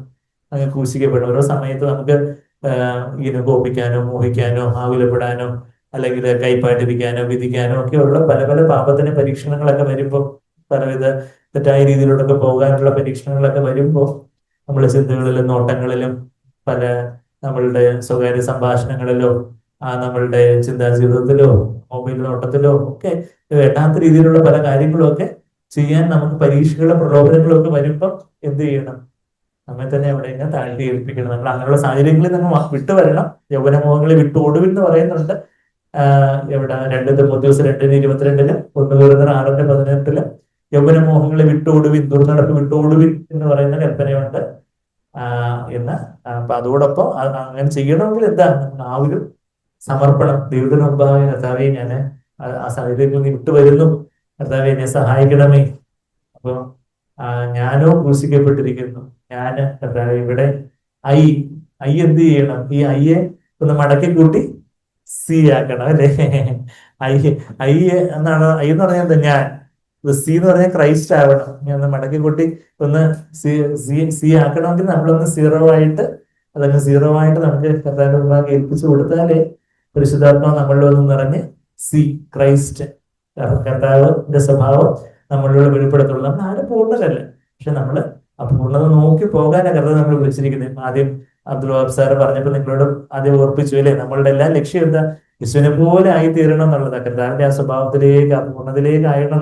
നമ്മൾ ആരും ഒരു ദിവസം കൊണ്ടോ ഒരു ജീവിതകാലം കൊണ്ടോ എത്തിച്ചേരുന്നില്ല. എന്നാൽ നമ്മൾ ആ പൂർണ്ണതയിലേക്ക് ആയണം. പൂർണ്ണതയിലേക്ക് ആയണം എന്നാണ് എബ്രായർ 6-ന്റെ 2-ാമത്തെ വാക്യം, 1-2 വാക്യങ്ങളുടെ പരിജ്ഞാനപൂർത്തി പ്രാപിക്കണം, അല്ലെങ്കിൽ പൂർണ്ണതയിലേക്ക് ആയണം. പ്രസോർട്ട് പെർഫെക്ഷൻ എന്നാ പറയുന്നത്. അപ്പൊ അവിടെ നമ്മളുടെ ഈ ഒരു കോപത്തിന്റെ കാര്യങ്ങളാവട്ടെ, വേറെ എന്തെങ്കിലും എന്തൊക്കെ പാപ സ്വഭാവങ്ങളായിട്ട് അവിടെ അല്ല, അതായത് എനിക്ക് യേശു പെരുമാറിയതുപോലെ ആവും, സൗമ്യതയോടെ, തീക്ഷ്ണതയോടെ, ചില സമയത്ത് കാർക്കശ്യത്തോടെ പെരുമാറണം. പക്ഷെ അവിടെ ഒരു മാനുഷിക കോപമല്ല, ഒരു ജഡത്തിന്റെ എരിച്ചിലല്ലേ, മറിച്ച് അപ്പൊ നമ്മുടെ തീക്ഷ്ണതയോട് ചില കാര്യങ്ങൾ നമ്മൾ കാർക്കശ്യത്തോടെ സ്വഭാവമായിട്ട് ചെയ്യേണ്ട പറയേണ്ട കാര്യങ്ങളൊക്കെ ഉണ്ടാകും. പക്ഷെ എന്താ കർത്താവേ, അവിടെ ഒരു എന്റെ ജഡത്തിന്റെ ഒരു ദുർഗന്ധമല്ല അവിടെ വരട്ടെ, മറിച്ച് കർത്താവേ ഞാനോ ക്രൂശിക്കപ്പെട്ടിരിക്കുന്നു, അതാ നമ്മളോട് പറഞ്ഞു, ഞാനോ ക്രിസ്തുവിനോടുകൂടി ക്രൂശിക്കപ്പെട്ടിരിക്കുന്നു, ഇനി ജീവിക്കുന്നത് ആരാ?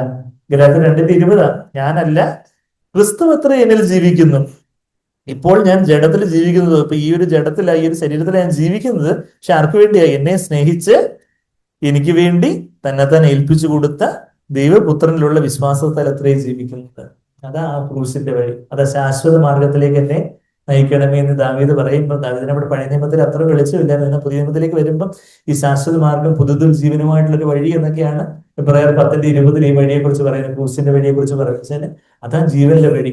നമുക്ക് യഥാർത്ഥത്തിലുള്ള ഒരു സന്തോഷത്തിന്റെയും സമാധാനത്തിന്റെയും നിറവ് എപ്പോഴാണ് ഉണ്ടാകുന്നത്? നമ്മൾ അതുപോലെ നമ്മൾ ഓരോ സാഹചര്യങ്ങളിൽ ഒരു വട്ടപ്പൂച്ചുമായിട്ട്, സീറോ ആയിട്ട് ദൈവഭാഗ്യം താഴ്ത്തി ഏൽപ്പിച്ചു നോക്കും. പരിശുദ്ധാത്മാവ്, ദൈവത്തിന്റെ ആത്മാവിന്റെ ഒരു നിറവ് അല്ലെ. ഇപ്പൊ പരിശുദ്ധാത്മാവിന്റെ നിറവ് പറയുമ്പോൾ ഒത്തിരി ബഹളവും കാര്യങ്ങളും ഒക്കെ ആയിരിക്കും പറയുന്നത് ഓർമ്മ വരുന്ന. കർത്താവായിരുന്നു ഏറ്റവും ആത്മാവിൽ നിറഞ്ഞവനായിട്ട് ഈ ഭൂമിയിൽ ജീവിച്ചത്. കർത്താവ് ഇങ്ങനെ ബഹളം വെച്ചുകൊണ്ടാണ് നടന്നത്? ഇല്ല. കർത്താവ് എന്താ ആനന്ദ തൈലത്താൽ അഭിഷിക്തനായിട്ട് സ്നേഹവും സന്തോഷവും സമാധാനവും ഒക്കെ ഇങ്ങനെ കവിഞ്ഞൊഴുകു വരുന്നത് കർത്താവിന്റെ ജീവിതത്തിൽ. അതാ ആത്മാഭിഷേകം. യഥാർത്ഥത്തിലുള്ള പരിശുദ്ധാത്മാവിന്റെ നിറവെന്ന് പറഞ്ഞാൽ ആ പരിശുദ്ധാത്മാവിന്റെ ഫലം.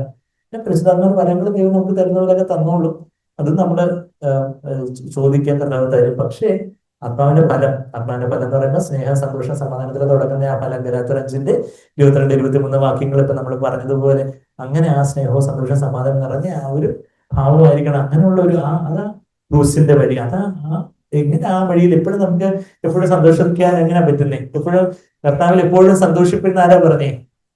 പൗലോസ് അപ്പോസ്തലൻ പറഞ്ഞു. എവിടാ പറഞ്ഞു? ഫിലിപ്പിയർ 4:4 വാക്യത്തിൽ എവിടെ വെച്ചാ പൗലോസ് എഴുതി? ഏത് കൊട്ടാരത്തിൽ വെച്ചായിരുന്നു? റോമൻ കൊട്ടാരത്തിൽ വെച്ചായിരുന്നു, അതോ കാരാഗൃഹത്തിൽ വെച്ച്? റോമൻ കാരാഗൃഹത്തിൽ കിടന്നുകൊണ്ട്, അന്നത്തെ കാരാഗൃഹം പറയുന്നത് അന്നത്തെ ജയിൽ എന്നൊക്കെ പറയുന്നത് ഇന്നത്തെ ജയിൽ പുള്ളികളെ പോലെ മട്ടൻ ബിരിയാണി ഒന്നും കിട്ടുന്ന ജയിലല്ല അല്ലേ? അതുപോലെയുള്ള കഷ്ടപ്പാടും അതൊക്കെ ആ ഒരു സമയത്ത് ഒരു പക്ഷെ കയ്യാമൊക്കെ വെച്ച് ചെങ്ങലയും അതുമൊക്കെ അത്രയും ക്ഷുദ്രജീവികളോ അതുപോലെയൊക്കെ ഓരോ കാര്യങ്ങളും എല്ലാം ഉള്ള ഒരു മാതിരിയുള്ള ജയിലിലൊക്കെ കിടന്നിരിക്കുമ്പോൾ അവിടെ പറയുക എപ്പോഴും സന്തോഷിക്കുമെന്ന് ഞാൻ പറയുന്നു, എപ്പോഴും സന്തോഷിക്കുമെന്ന് പറയുക. അവിടെ ആ ഓരോ സാഹചര്യത്തിൽ നമുക്ക് ചെറിയൊരു കൊതുകടി മതി, ചെറിയൊരു ഉറുമ്പുകടി മതി, അയ്യോ എന്റെ ജീവിതത്തിൽ അത് പറ്റി ഇത് പറ്റി എന്നുള്ള വലിയ പരാതിയും വെറുപ്പും ഒക്കെ. പക്ഷെ പൗലോസൊക്കെ അതുപോലെ ദൈവത്തിന്റെ വലിയ വലിയ മിഷണന്മാരും അപ്പോസ്തലന്മാരും ഒക്കെ എന്തെല്ലാം സഹനങ്ങളിലൂടെയൊക്കെ കടന്നുപോയി അത് കർത്താവിന് വേണ്ടി. അപ്പൊ അവരെല്ലാം ഉറച്ചു നിന്നു. അപ്പൊ എങ്ങനെ? അതിന്റെ കാരണം എന്താ? ഞാനങ്ങ് ക്രൂശിക്കപ്പെട്ടു, ഞാനല്ല ജീവിക്കുന്നത്. എന്ത് സാഹചര്യം ഉണ്ടെങ്കിലും കർത്താവേ ഞാൻ ഇവിടെ അങ്ങ് മരിക്കട്ടെ, ഞാൻ മരിച്ചു, ക്രിസ്തു എന്നിൽ അങ്ങ് ജീവിക്കട്ടെ, ഇതിൽ അങ്ങ് ആത്മാവിനാൽ അങ്ങ് നിറയ്ക്കണം. അങ്ങനെ നമ്മളെ തന്നെ എപ്പോ അങ്ങനെ മരണത്തിനായിട്ട് താഴ്ത്തി ഏൽപ്പിച്ചു കൊടുക്കുന്നു. ഇപ്പം ഒരു പക്ഷേ വീട്ടില് ഭാര്യ എന്തെങ്കിലും പറയുന്നു, ഭർത്താവ് അങ്ങ് കയർക്കുന്നു, അല്ലെങ്കിൽ അല്ലെങ്കിൽ ഭാര്യ കയർക്കുന്നു, ഭർത്താവ് എന്തെങ്കിലും പറയുമ്പോഴത്തേക്ക് ഭാര്യ ഒക്കെ ഭയങ്കര ചൂടാകുന്നു. അങ്ങനെയൊക്കെയുള്ള സമയത്ത് എന്താണ് രണ്ടുപേരും കൂടെ കൂട്ടി അടിച്ചാൽ എന്തുണ്ടാവും? ശബ്ദം ഉണ്ടാവും. ഒരു കൈക താണു കൊടുത്ത കുറച്ച് കാറ്റ് കിട്ടും അല്ലെ? ഒരാൾ വീശിക്കൊണ്ടിരിക്കുമ്പോൾ അല്ലേ? രണ്ടു കൈയും താണു കൊടുത്താൽ നല്ല കൂട്ടായ്മ ഉണ്ടാകും. 3 തലകളുണ്ട്, രണ്ടുപേരും കൂടെ കൂട്ടി അടിച്ച് ശബ്ദം ഉണ്ടാവും. ഫൈറ്റ്, വഴക്ക്. ഒരാളെങ്കിലും ഒന്ന് താണു മരിച്ചതെന്ന് പറഞ്ഞാൽ ഈ സ്വയത്തിന് മരിച്ചാല് എന്തുണ്ട്? അവിടെ ഒരു സമാധാനമെങ്കിലും ഉണ്ടാവും അറ്റ്ലീസ്റ്റ്. അപ്പം മറ്റേ ആള് കുറച്ച് കഴിയുമ്പോൾ ഈ വീശുന്ന ആൾക്ക് കുറച്ച് കഴിയുമ്പോൾ കുറ്റബോധം തോന്നുമോ, എനിക്ക് ഇവിടുന്ന് വീശുന്നതല്ലാതെ വേറെ കാറ്റ്, മറ്റേ കുറച്ച് കാറ്റ് കിട്ടുന്നതല്ലാതെ വേറെ പ്രയോജനമൊന്നും ഇല്ലെന്ന് മനസ്സിലാവും. ഇയാളെ കൂടെ ഒക്കെ താഴെ കൊടുക്കുക. അപ്പൊ കൂട്ടായ്മ രണ്ടുപേരും ആ സ്വയത്തിന് മരിക്കുമ്പം ആ പരിശുദ്ധാത്മാവ് നമ്മളിൽ നിറഞ്ഞ കർത്താവിനോടും ഒന്നാകും, ആ ഭാര്യയും ഭർത്താവും അല്ലെങ്കിൽ കൂട്ടു സഹോദരങ്ങള് എല്ലാം അവര് പരസ്പരം ഒന്നാകുമ്പോൾ അവിടെ ഒരു കൂട്ടായ്മയുണ്ട്. അപ്പൊ അതാണ് ക്രൂശിന്റെ വഴിയിൽ യഥാർത്ഥത്തിലുള്ള ആ സ്വയജീവന മരണത്തിന്റെ വഴിയിലാണ് യഥാർത്ഥത്തിലുള്ള സന്തോഷവും സമാധാനവും വലിയൊരു വിടുതലും സ്വാതന്ത്ര്യവും ഒക്കെ ഉള്ളത്. അപ്പൊ അതാ ഞാൻ ഈ പറഞ്ഞേ. എന്തൊക്കെയാ നമ്മൾ പറഞ്ഞ വാക്കുകൾ, ആ കോപത്തിന്റെ കാര്യങ്ങളെ കുറിച്ചുള്ള കുറച്ച് കാര്യങ്ങളൊക്കെ നിങ്ങൾ ചോദിച്ച ചോദ്യങ്ങൾക്ക് ഉത്തരവായിട്ടാ പറഞ്ഞു. ഇനി കുറച്ചുകൂടി ചോദ്യങ്ങളുണ്ട്. അപ്പം ആ അതൊക്കെ ഏതൊരു പാപ സ്വഭാവത്തിൽ ജയിക്കാൻ ഈ ക്രൂസിന്റെ വഴി നമ്മളെ താഴ്ത്തി ഏൽപ്പിച്ച് അവിടുത്തെ ആത്മാവിനാൽ നിറയപ്പെടുന്ന, പരിശുദ്ധാത്മാവിനാൽ നിറയപ്പെടുന്ന ഒരു അനുഭവം. അപ്പൊ ഇതിനകത്ത് ഒരു ചോദ്യം, ഇതിനോട് ചേർന്ന ഒരു ചോദ്യം ഞാനങ്ങ് വായിക്കാം. ശബ്ദ കോലാഹലങ്ങളുള്ള ആരാധന ആത്മീക ഉണർവാണോ മാനസിക ഉണർവാണോ എന്ന് ആരോ വളരെ വിദഗ്ധമായിട്ട് ചോദിച്ചിട്ടുണ്ട്. ശബ്ദ കോലാഹലങ്ങൾ, ശബ്ദത്തിൽ ഭയങ്കര ശബ്ദവും കോലാഹലവും, ആത്മാവ് വന്നു. ശബ്ദ കോലാഹലങ്ങൾ അത് നമുക്ക് മനസ്സിൽ, നമ്മുടെ നമുക്ക് 3 തലങ്ങളുള്ളതായിട്ട്, 3 പാർട്സ് ഉള്ളതായിട്ട് ദൈവവചനത്തിൽ പറയുന്നുണ്ട്. എവിടെ പറയുന്നേ? 1 തെസ്സലോനിയറിൽ പറയുന്നുണ്ട്. 1 തെസ്സലോനിയർ എടുക്കാം.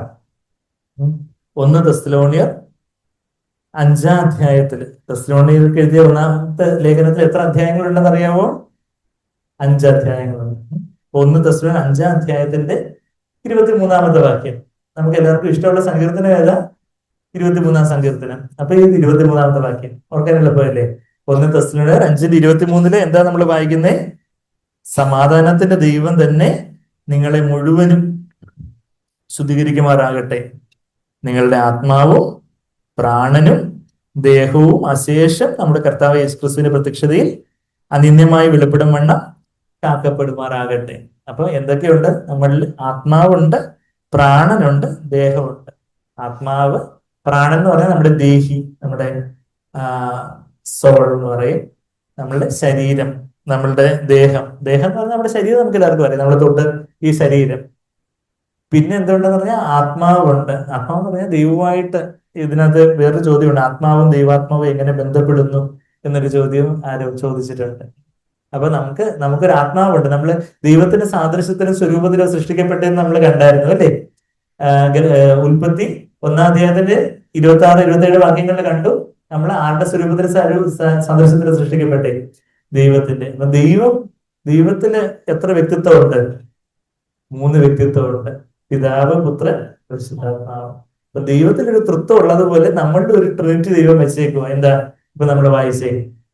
ആത്മാവ്, പ്രാണൻ അല്ലെങ്കിൽ ദേഹി, ദേഹം. അപ്പൊ അവിടെ ദേഹം എന്ന് പറഞ്ഞാൽ നമുക്ക് മനസ്സിലാവും നമ്മുടെ അനാറ്റമിക്കൽ ബോഡി, നമ്മളുടെ ഈ നമ്മുടെ ശരീരം, നമ്മുടെ കൈകാലുകളും ഒക്കെ.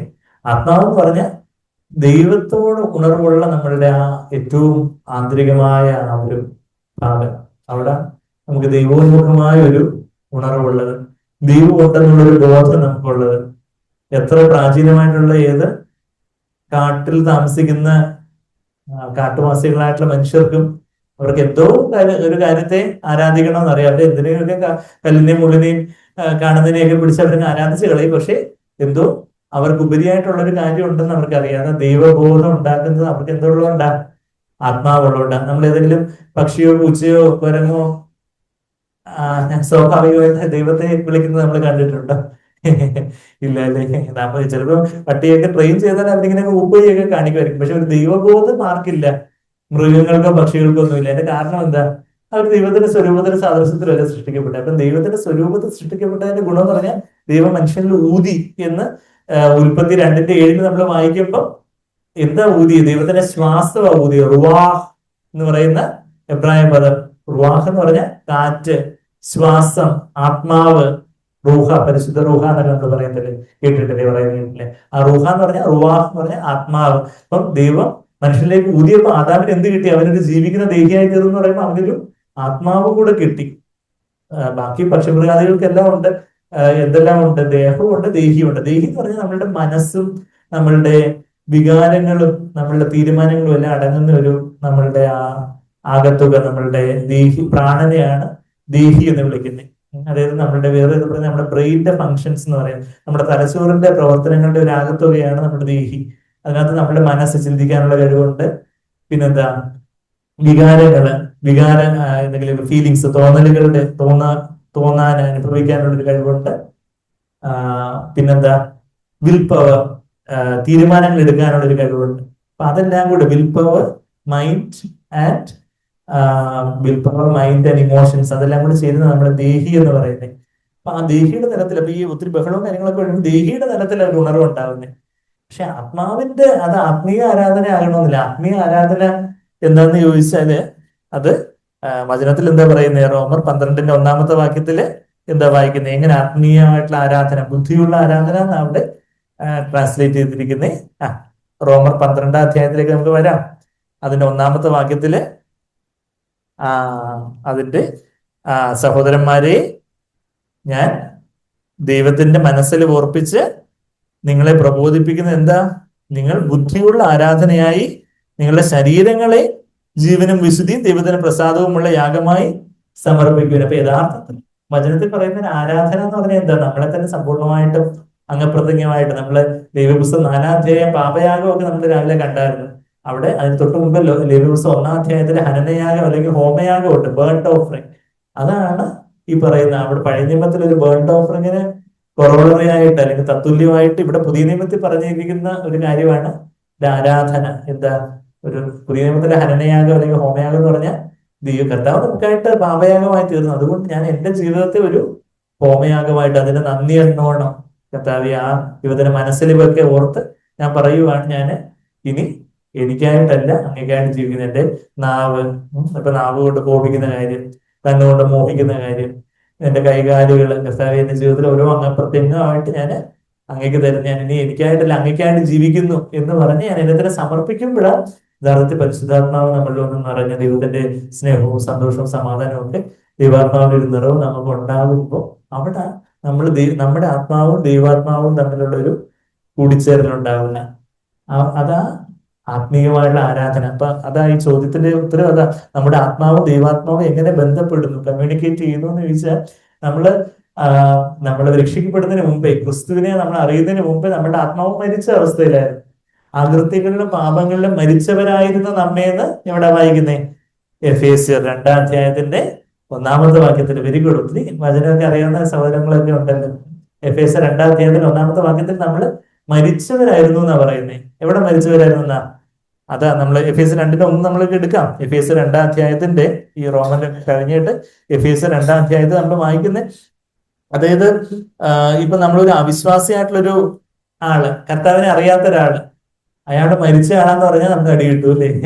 അവരോട് ഇത് നിങ്ങൾ മരിച്ചാന്ന് പറഞ്ഞാൽ നമുക്ക് ഞാൻ മരിച്ചാണ് ഇപ്പൊ കാണിച്ചതാന്ന് പറഞ്ഞ് 2 അടി കിട്ടും.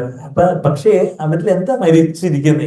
ഇപ്പൊ ഒരു അവിശ്വാസിയായിട്ടുള്ള ഒരാള് വിശ്വാസിയായിട്ടുള്ള യഥാർത്ഥത്തിലുള്ള ഒരു വീണ്ടും ജന്മം പ്രാപിച്ചൊരു വിശ്വാസിയും അവിശ്വാസിയും തമ്മിലൊരു വലിയ വ്യത്യാസം എന്ന് പറഞ്ഞാല്, ഒരാളിൽ ആത്മാവിൽ ജീവനുണ്ട്, വേറൊരാളുടെ ആത്മാവിൽ ജീവനില്ല. മറ്റേ അവിശ്വാസിയായിട്ടുള്ള മനുഷ്യനില് പുള്ളിയുടെ ദേഹത്തിൽ ജീവനുണ്ട്. അതുകൊണ്ട് ബിപിയും ഷുഗറും ഒക്കെ നമ്മളെക്കാട്ടി നല്ല പെർഫെക്റ്റ് ആയിട്ട് കാണും ആ വിശ്വാസിയായിട്ടുള്ള മനുഷ്യന്.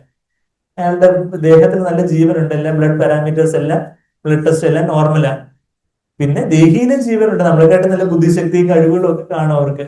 നമ്മളെ വലിയ ബുദ്ധിശക്തിയും വലിയ ഓർമ്മശക്തിയൊക്കെ ഉള്ള എത്രയോ അവിശ്വാസികളായിട്ടുള്ള ആൾക്കാരുണ്ട്. അപ്പൊ ദേഹത്തിലും ഒക്കെ അവർക്ക് ജീവനുണ്ട്. പക്ഷെ എന്താ? എവിടെ മരിച്ചവരായിരുന്നേ?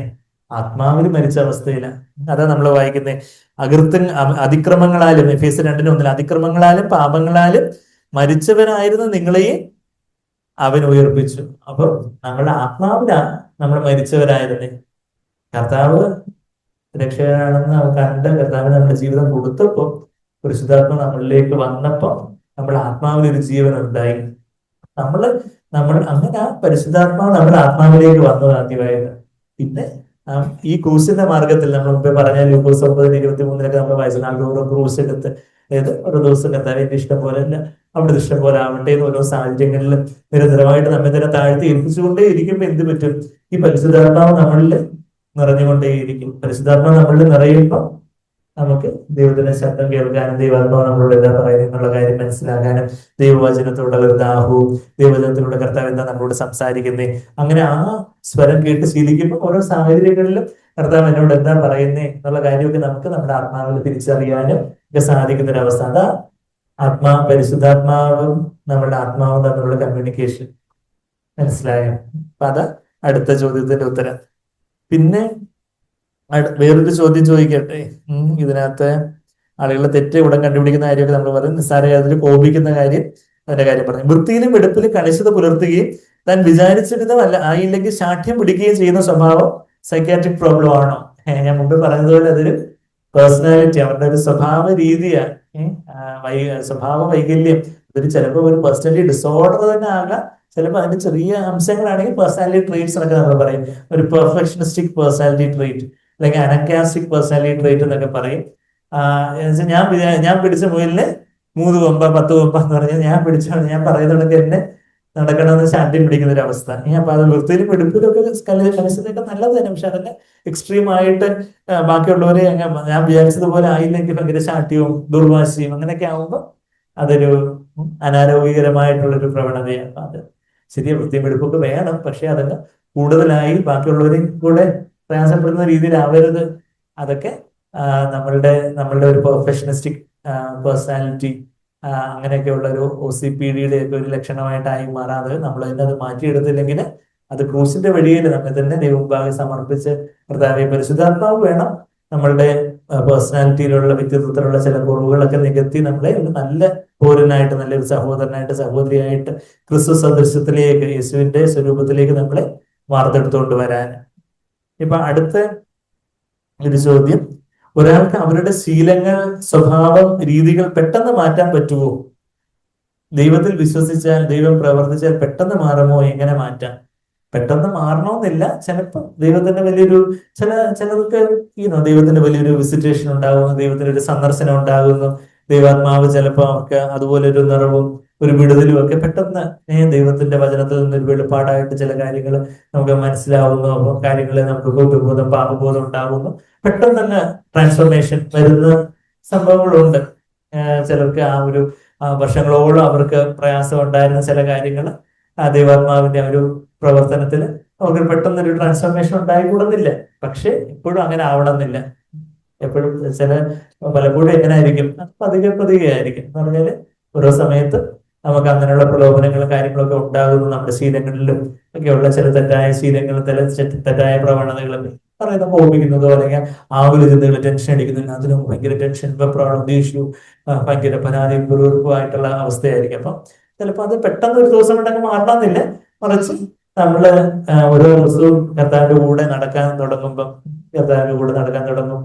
വചനത്തിൽ പ്രകാരം നമ്മൾ നടക്കാൻ തുടങ്ങും. നമ്മളുടെ ജീവിതത്തിലെ വചനത്തിൽ ചേരാത്തതായിട്ട് പല കാര്യങ്ങളൊക്കെ നമ്മൾ കാണുകയും മാനസാന്തരപ്പെടുകയും, കർത്താവെ എന്നെ കഴുകണമേ, എന്നെ യേശുവിനെ പോലെ കൂടെ ആക്കി തീർക്കണമേ എന്നൊക്കെ നമ്മൾ പ്രാർത്ഥിച്ച് ദൈവം തന്നെ നമ്മളെ പതുക്കെ വിടുവിക്കുന്ന കാര്യങ്ങളായിരിക്കും. അപ്പൊ എപ്പോഴും പെട്ടെന്ന് തന്നെ എല്ലാം മാറിക്കൊള്ളുന്നില്ല. നമുക്ക് ഒരു വല്ലാത്തൊരു ജഡമാണ് നമുക്കുള്ള ഒരു നന്മയില്ലാത്ത ജഡമെന്ന ഈ ജഡത്തെ കുറിച്ച് ആര് പറയുന്നേ? പൗലോസ് അപ്പോസ്തലൻ പറയുന്നുണ്ട്. എവിടാ? റോമർ 7-ാം അധ്യായത്തിന് 18-ാമത്തെ വാക്യത്തിൽ പറയുക, ഈ ജഡത്തിൽ ഇന്നില്ല, അതായത് ഈ ജഡത്തിൽ യാതൊരു നന്മയില്ല. ആ വാക്യം നിങ്ങൾക്ക് പരിചയമുണ്ട് അല്ലേ? റോമർ 7-ാം അധ്യായത്തിന്റെ 18-ാമത്തെ വാക്യം എടുത്ത് വായിക്കാം.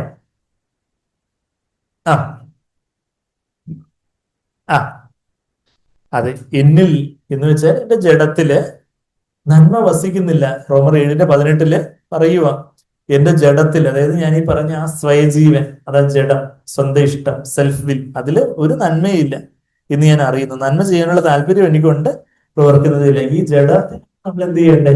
ദിനതോറും ക്രൂശിക്കണ്ടേ എന്ന് പറഞ്ഞാല് മരണത്തിന് ഏൽപ്പിച്ചു കൊടുക്കണ്ടേ എന്ന് പറഞ്ഞാൽ ഏൽപ്പിക്കണ്ടേ. ആ ജഡം നമുക്ക് ദൈവത്തിന് വിരോധമായിട്ട് പല കാര്യങ്ങളും, ചിന്തകളും, സംശയങ്ങളും, ഭയങ്ങളും, കോപങ്ങളും, അങ്ങനെയൊക്കെ പല പല കാര്യങ്ങളും ഒക്കെ ആയിട്ട് ഈ ജഡം പൊങ്ങി വരും. ആ സമയത്തൊക്കെ നമ്മള് നമ്മെ തന്നെ താഴ്ത്തി ഏൽപ്പിച്ചത് നാൾതോറും ക്രൂശ് എടുത്ത്. ഇപ്പൊ ജഡം ഒരു ദിവസം കൊണ്ട് ക്രൂശിച്ചങ്ങ് ഇല്ലാതാക്കാൻ പറ്റുമായിരുന്നെങ്കിൽ നാൾതോറും ക്രൂശ് എടുക്കാൻ കർത്താവ് പറയുമായിരുന്നു. ജഡത്തെ നമുക്ക് ക്രൂശിക്കാനേ പറ്റത്തുള്ളൂ, വെടിവെച്ച് കൊല്ലാൻ പറ്റത്തില്ല എന്ന് പറയും. വെടിവെച്ച് കൊല്ലുമായിരുന്നെങ്കിൽ പെട്ടെന്ന് കാര്യം ശരിയായില്ലേ? പക്ഷെ ഒരാളെ വെടിവെച്ച് കൊല്ലുവാണെങ്കിൽ പെട്ടെന്ന് ആളങ്ങ് മരിക്കുന്നു. പക്ഷെ ക്രൂശ് മരണം എന്ന് പറഞ്ഞാൽ എന്താ? ഇഞ്ചിഞ്ചായിട്ടുള്ള മരണമാണ്, കുറച്ചായിട്ടാ മരണം വരുന്നത്. കർത്താവ് ക്രൂശ് മരണമാണ് മരിച്ചത്. അതിനകത്ത് നമുക്കുള്ള ഒരു പ്രതീകം എന്ന് പറഞ്ഞാൽ എന്താ? ഗ്രാജുവൽ ആയിട്ടുള്ള ഒരു, അതായത് ഈ ജഡത്തിന്റെ ശക്തി നമ്മൾ ആത്മാവിൽ ബലപ്പെട്ടുകൊണ്ടേയിരിക്കും. ജഡത്തിന്റെ ശക്തി കുറഞ്ഞു വരും. പക്ഷെ കർത്താവിന്റെ വരവിങ്കിലേ നമ്മൾ പൂർണ്ണതയിലേക്ക് എത്തത്തുള്ളൂ. ആ ജഡത്തിന്റെ ഒരു ചെറിയ അംശത്തിലും ഒക്കെ നമ്മുടെ ജീവിതത്തിന് അവസാനം വരെയും കാണും. പക്ഷെ നമ്മള് നമ്മൾ വിശ്വസ്തരായിട്ട് താഴ്മയോടെ ദൈവസന്നിധിയിലായിരിക്കുവാണെങ്കിൽ ആ ജഡത്തിന്റെ ശക്തി കുറഞ്ഞു കുറഞ്ഞു കുറഞ്ഞു വന്ന് പരിശുദ്ധാത്മാവിന്റെ ശക്തി നമ്മൾ കൂടി കൂടി കൂടി വന്ന് കർത്താവിന്റെ വരവെങ്കിൽ നമുക്ക് ഒരു പുനരുദ്ധാന ശരീരം കിട്ടുമ്പോൾ പിന്നെ ഈ ജഡമില്ല. ഈ ജഡശരീരം വന്ന് അതിനാൽ വിഴുങ്ങപ്പെടുന്നു എന്നൊക്കെ 2 Corinthians 5-ാം അധ്യായത്തിലൊക്കെ നമ്മൾ വായിക്കുന്നുണ്ട്. അപ്പൊ നമ്മുടെ ജഡശരീരമൊക്കെ നീങ്ങി നമ്മളൊരു പരിണുദ്ധാന ശരീരത്തിലെ കർത്താവ് വരുമ്പോൾ നമുക്ക് ഒരു പുതു ശരീരമാണ് കിട്ടുന്നത്, അല്ലെ? അപ്പൊ ആ പുതു ശരീരം കിട്ടുമ്പോൾ പിന്നെ നമ്മൾ അപ്പൊ കർത്താവിനെ പോലെ പൂർണ്ണമായിട്ട് ആയിത്തീരുന്ന അവസ്ഥയിലേക്ക് അപ്പോഴാണ് നമ്മൾ എത്തുന്നത്. ഇപ്പൊ നമ്മളൊരു യാത്രയില്ല. അപ്പൊ അതുകൊണ്ട് ഒരു ദിവസം കൊണ്ട് പെട്ടെന്ന് തന്നെ മാറ്റങ്ങൾ വരണമെന്നില്ല, ക്രമേണ ആയിരിക്കാം. പിന്നെ ശബ്ദകോലാഹലങ്ങളുടെ കാര്യം, പിന്നെ ഉറക്കക്കുറവിന്റെ കാര്യമാണ് രണ്ടുപേര് ചോദിച്ചേക്കുന്നത്. രാത്രി ഉറക്കക്കുറവ്, എനിക്ക് രാത്രി ഉറക്കം തീരെ കുറവാണ്, എന്താണ് കാരണം? ചിലപ്പോൾ 2 മണി വരെയൊക്കെ ഉറങ്ങും, പിന്നെ ഉറക്കമില്ല. വിറ്റാമിൻ ഡി, കൊളസ്ട്രോൾ ഉണ്ട്. വിറ്റാമിൻ ഡി എന്തെങ്കിലും കുറവുണ്ടെങ്കിൽ അതിന്റെ സപ്ലിമെന്റ്സ് നമ്മൾ തന്നെ കഴിക്കണം. ഒരു ഡോക്ടറോട് ചോദിച്ച് അതൊരു 60,000 ഇന്റർനാഷണൽ യൂണിറ്റ്, അത് 8 ആഴ്ച, പിന്നെ 8 മാസം, അതിന്റെ ഷെഡ്യൂളൊക്കെ ഉണ്ട്. അത് ഈവൻ ബ്രേക്കിന്റെ സമയത്ത് ആണെങ്കിലും നിങ്ങൾക്ക് പ്രിസ്ക്രിപ്ഷൻ എന്തെങ്കിലും വേണമെങ്കിൽ നമുക്ക് തരാം. വിറ്റാമിൻ ഡി എന്ന് വെച്ചാൽ പലപ്പോഴും വെയിലൊക്കെ നന്നായിട്ട് കൊള്ളുന്നവർക്ക് വിറ്റാമിൻ ഡിയുടെ കുറവ് കുറവായിരിക്കും. വെയിൽ തീരെ കൊള്ളാത്തവർക്കൊക്കെ ആയിരിക്കും പലപ്പോഴും വിറ്റാമിൻ ഡിയുടെ കുറവൊക്കെ വരുന്നത്. വിറ്റാമിൻ ഡിയുടെ കുറവുകൊണ്ടും ഇപ്പം കൊളസ്ട്രോൾ എന്നുള്ള പറഞ്ഞു അതൊക്കെ കൺട്രോൾ ആകാതിരിക്കുന്നത് കൊണ്ടും വരാം. പിന്നെ പലപ്പോഴും നമ്മുടെ ബ്ലഡ് പാരാമീറ്റേഴ്സിൽ തന്നെ ചില ശാരീരികമായിട്ടുള്ള പല കാരണങ്ങൾ കൊണ്ടൊക്കെ ഉറക്കക്കുറവ് വരാം. ചിലർക്ക് ഉച്ച കഴിഞ്ഞുള്ള സമയത്ത് ഉറക്കം കൂടുതൽ വരുന്നവരുണ്ടെന്ന് എനിക്കറിയാം. സാരമില്ല, ഉച്ച കഴിഞ്ഞുള്ള സമയമാണ്, അത് മനസ്സിലാക്കാൻ പറ്റുന്ന കാര്യമാണെങ്കിൽ ഉറക്കം കൂടുതൽ ഉള്ളത് ഒരുപക്ഷെ രാത്രി ഉറക്കം കുറവുള്ളത് കൊണ്ടായിരിക്കും ഇപ്പൊ ഉറക്കം കൂടുതൽ വരുന്നതെന്ന് തോന്നുന്നു. ഓക്കെ, അപ്പൊ ഞാൻ പറഞ്ഞു വെച്ചാല് രാത്രിയിലെ ഉറക്കക്കുറവ് വരുന്നതിന് ശാരീരികമായിട്ടുള്ള കാരണങ്ങൾ കൊണ്ട് വരാം. ഇപ്പം തന്നെ ഹീമോഗ്ലോബിൻ തീരെ കുറഞ്ഞു പോകുന്നു, അല്ലെങ്കിൽ ഷുഗർ, കൊളസ്ട്രോൾ ഒക്കെ കൺട്രോൾ അല്ലാതെ വൈറ്റമിൻ ഡി, വൈറ്റമിൻ ബി2 അങ്ങനെയൊക്കെയുള്ള കാര്യങ്ങളിലെ വ്യതിയാനങ്ങളുണ്ട്, തൈറോയിഡിന്റെ പ്രോബ്ലംസ്, അങ്ങനെയൊക്കെ പല കാരണങ്ങളുണ്ടോ, അങ്ങനെയുള്ള കാരണങ്ങളുണ്ടോ ഉറക്കക്കുറവ് വരാം. പിന്നെ ഏതെങ്കിലുമൊക്കെ ലഹരി പദാർത്ഥങ്ങൾ, പക്ഷെ നിങ്ങൾ അതിലൊന്നും അത് അങ്ങനെയുള്ള കാര്യങ്ങളൊന്നും ഇല്ലെന്ന് എന്റെ വിശ്വാസം. ഒരുപക്ഷെ അങ്ങനെയൊക്കെ ഉണ്ടായിരുന്നവരൊക്കെ അതിനൊക്കെ വിട്ടു വന്നിട്ടുള്ളവരായിരിക്കും. അതൊക്കെ കാരണമുള്ള ഉറക്കക്കുറവുകൾ വരാം. പിന്നെ ഉറക്കക്കുറവ് എന്ന് പറഞ്ഞാൽ മനസ്സിന്റെ സമ്മർദ്ദം, സിമ്പിളായിട്ട് പറഞ്ഞാൽ സ്ട്രെസ് എന്ന് പറഞ്ഞാൽ എന്താ? മനസ്സിന്റെ സമ്മർദ്ദം. നമ്മുടെ തലയുടെ മണ്ടയ്ക്ക് വലിയൊരു ഭാരം എടുത്ത് വെക്കുവാണെങ്കിൽ നമ്മുടെ ബോഡി ഫുള്ളൊരു അഴുത്തം, ഒരു പ്രഷർ. അഴുത്തം എന്ന് പറയുന്നത് തമിഴ് വാക്കാ, അല്ലെ? ഒരു സമ്മർദ്ദം എന്ന് പറയുന്നത് പോലെ നമ്മുടെ മനസ്സിന്റെ മണ്ടയ്ക്ക് വലിയൊരു പല ആകുല ചിന്തകൾ. അയ്യോ, നാളെ എന്താവും? പൈസയുടെ കാര്യം, കടം, അല്ലെങ്കിൽ ജോലിയിലെ കാര്യം, അല്ലെങ്കിൽ ഭാവിയിലെ കാര്യം, കൊച്ചുങ്ങളുടെ കാര്യം, കൊച്ചുമക്കളുടെ കാര്യം, മരുമക്കളുടെ കാര്യം, അയൽപക്കത്തുകാരുടെ കാര്യം, എല്ലാ കാര്യങ്ങളും ആലോചിച്ച് നമ്മളിങ്ങനെ പല ചിന്താകുലങ്ങൾ കൊണ്ട് ഉറക്കം വരാതിരിക്കുന്ന ഒരു അവസ്ഥ വരാം. അപ്പൊ അങ്ങനെയുള്ള അവസ്ഥയിൽ എന്താ നമ്മൾ ചെയ്യേണ്ടത്? ആ ചിന്താകുലങ്ങളൊക്കെ എങ്ങോട്ട് ഡെപ്പോസിറ്റ് ചെയ്യണം? കർത്താവിലേക്ക്. എവിടെ നമ്മൾ വായിക്കുന്നേ അത്? നിന്റെ ഭാരങ്ങളെല്ലാം കർത്താവിന് വെച്ചുകൊള്ളുക. എവിടെ? 1 പത്രോസ് സങ്കീർത്തനം 55:22 പറയുന്നുണ്ട്. അത് പത്രോസിന്റെ ലേഖനത്തില്, പത്രോസ് പുതിയ നിയമത്തിൽ എവിടെ പറയുന്നത്? 1 പത്രോസ് 5:7 വാക്യത്തില്. അതെല്ലാവർക്കും അറിയാവോ? നമ്മളത് സിമ്പിൾ ആയിട്ടുള്ള വാക്യമാണ്. അവിടെ ഒരു എക്സ്ചേഞ്ച് ഓഫറാ പറയുന്നത്. എക്സ്ചേഞ്ച് ഓഫർ എല്ലാവർക്കും ഇഷ്ടമാണോ? നമുക്ക് പഴയ മൊബൈൽ കൊടുത്ത പുതിയ മൊബൈൽ കിട്ടുന്ന ഒരു എക്സ്ചേഞ്ച് ഓഫർ ഉണ്ടെങ്കിൽ എല്ലാവർക്കും ഭയങ്കര സന്തോഷം. പക്ഷെ ഫ്ലിപ്കാർട്ടിലും ആമസോണിലൊക്കെ കുറച്ചുകൂടെ പൈസയൊക്കെ കൊടുത്താലേ കിട്ടത്തുള്ളൂ. ഇവിടെ ഒരു പൈസ ഒന്നും കൊടുക്കാതെ നമ്മുടെ പഴയ ഭാണ്ഡക്കെട്ടുകളെല്ലാം അങ്ങോട്ട് കൊടുത്താൽ മതി, ബ്രാൻഡ് ന്യൂ ആയിട്ടുള്ള കാര്യങ്ങൾ ഇങ്ങോട്ട് കിട്ടും. അതാ ഇവിടെ പറയുന്നത് എക്സ്ചേഞ്ച് ഓഫർ. കണ്ടോ? 1 പത്രോസ് 5:7 അവൻ നിങ്ങൾക്കായി കരുതുന്നതാകയാൽ നിങ്ങളുടെ സകല ചിന്താകുലവും അവന്റെ മേൽ ഇട്ടുകൊള്ളുവിൻ. ശരിയാ, നമ്മൾ ഈ മനുഷ്യരായിട്ട് ഈ ഭൂമിയിൽ ജീവിക്കുന്നിടത്തോളം കാലം എന്തെങ്കിലുമൊക്കെ ചിന്താകുലങ്ങള്, ചിലപ്പോൾ നമ്മളുടെ ആരോഗ്യ കാര്യങ്ങളായിരിക്കാം, സാമ്പത്തിക കാര്യങ്ങളായിരിക്കാം, ജോലിയിലെ ചില പ്രയാസങ്ങളായിരിക്കാം, മക്കളുടെ കാര്യമായിരിക്കാം, കൊച്ചുമക്കളുടെ കാര്യമായിരിക്കാം, ചിലപ്പോൾ അപ്പനമ്മമാരുടെ കാര്യമായിരിക്കാം. പല പല കാര്യങ്ങൾ നമ്മളെ അലോസരപ്പെടുത്തുന്ന, നമ്മളെ ഭാരപ്പെടുത്തുന്ന ചില കാര്യങ്ങൾ കാണും. അപ്പൊ ആ ചിന്താകുലങ്ങൾ എന്ത് ചെയ്യണം? നമ്മളങ്ങ് കർത്താവിലേക്ക് ഇട്ടുകൊടുക്കണം. കർത്താവിലേക്ക് ആ ഭാണ്ഡക്കെട്ടെല്ലാം കൂടെ ഇടുമ്പോൾ കർത്താവ് എന്ത് തരും? കരുതൽ. നമ്മുടെ കെയർസ് അങ്ങോട്ട് ഇടുമ്പോൾ കർത്താവിന്റെ കെയർ ഇങ്ങോട്ട് തരും. അതാ ഇവിടെ പറയുന്നത്. Cast your cares unto him because he cares for you. നമ്മളുടെ കെയറുകൾ എന്ന് പറഞ്ഞാൽ നമ്മളുടെ ഭാരങ്ങളും, നമ്മളുടെ ആകുല ചിന്തകളും, നമ്മളുടെ ചില പ്രയാസങ്ങളോ കാര്യങ്ങളോ ഒക്കെ നമ്മളെ അലോസരപ്പെടുത്തുന്ന പല കാര്യങ്ങളും ഒക്കെ ചിലപ്പോൾ ചിലർ നമ്മളോട് ഇങ്ങനെ പെരുമാറിയോ, എന്നാലും എന്നോട് ഇങ്ങനെ പെരുമാറിയല്ലോ, എന്നാലും എന്നെ ഇങ്ങനെ കളിയാക്കി പറഞ്ഞല്ലോ, അല്ലെങ്കിൽ എന്നെ കുറിച്ച് ഇങ്ങനെ പരദൂഷണം പറഞ്ഞല്ലോ, അല്ലെങ്കിൽ അവരെനിക്ക് ഇങ്ങനെ പാര വെച്ചല്ലോ, എന്തെങ്കിലുമൊക്കെ ചില ചിന്താകുലങ്ങളായിരിക്കും, അല്ലേ? അപ്പൊ ആ ചിന്താകുലങ്ങളൊക്കെ ഇങ്ങനെ രാത്രി നമ്മളെ ആലോചിച്ച് നമുക്ക് ഉറക്കമില്ല. അപ്പൊ അങ്ങനെ വരുമ്പോ എന്ത് ചെയ്യണം? കർത്താവേ, ഞാൻ അവരോടൊക്കെ ക്ഷമിച്ചു, അതല്ല കർത്താവേ അങ്ങേക്ക് ഞാനിട്ട് ചിലപ്പോൾ നമ്മുടെ കുറ്റബോധം, അയ്യോ ഞാൻ വീണ്ടും പാപത്തിൽ വീണു പോയല്ലോ എന്നുള്ളൊരു കുറ്റബോധമായിരിക്കും. അപ്പം ഒരു പണ്ടൊരു ചെറുപ്പക്കാരന്റെ കഥ കേട്ടിട്ടുണ്ട്. ചെറുപ്പക്കാരന്റെ കഥ എന്താ പറയുന്നേ, ചെറുപ്പക്കാരൻ ഇങ്ങനെ പാപത്തിൽ വീണു പോയി വീണ്ടും വീണ്ടും. അപ്പം പുള്ളിക്കാരന് ഭയങ്കര കുറ്റബോധം.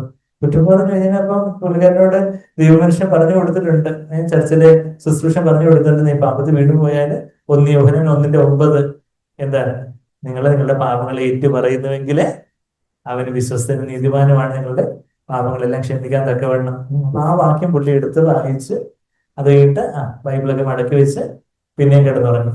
പിന്നെയും കിടന്നുറങ്ങിയപ്പോൾ പിശാച് വെറുതെ ഇരിക്കുമോ?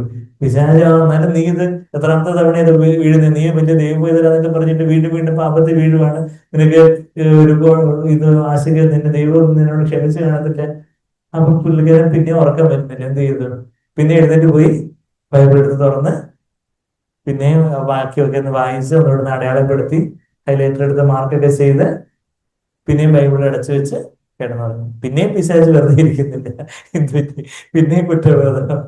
അപ്പൊ പുള്ളി എന്ത് ചെയ്തെന്നറിയാമോ? പുള്ളി എന്ന് ചാടി എഴുന്നേറ്റ് ബൈബിൾ എടുത്തങ്ങ് തുറന്നു വെച്ച്, പിശാചേ എനിക്ക് വിശ്വാസമുണ്ട് ഈ വചനത്തിൽ, നിനക്ക് വിശ്വാസം ഇല്ലെങ്കിൽ നീ അതെടുത്ത് വായിച്ച് മനസ്സിലാക്കിക്കോ, ഞാൻ ബൈബിൾ പൂട്ടി വെക്കുന്നില്ല, അത് ബൈബിൾ തുറന്നു വെക്കുവാണ്.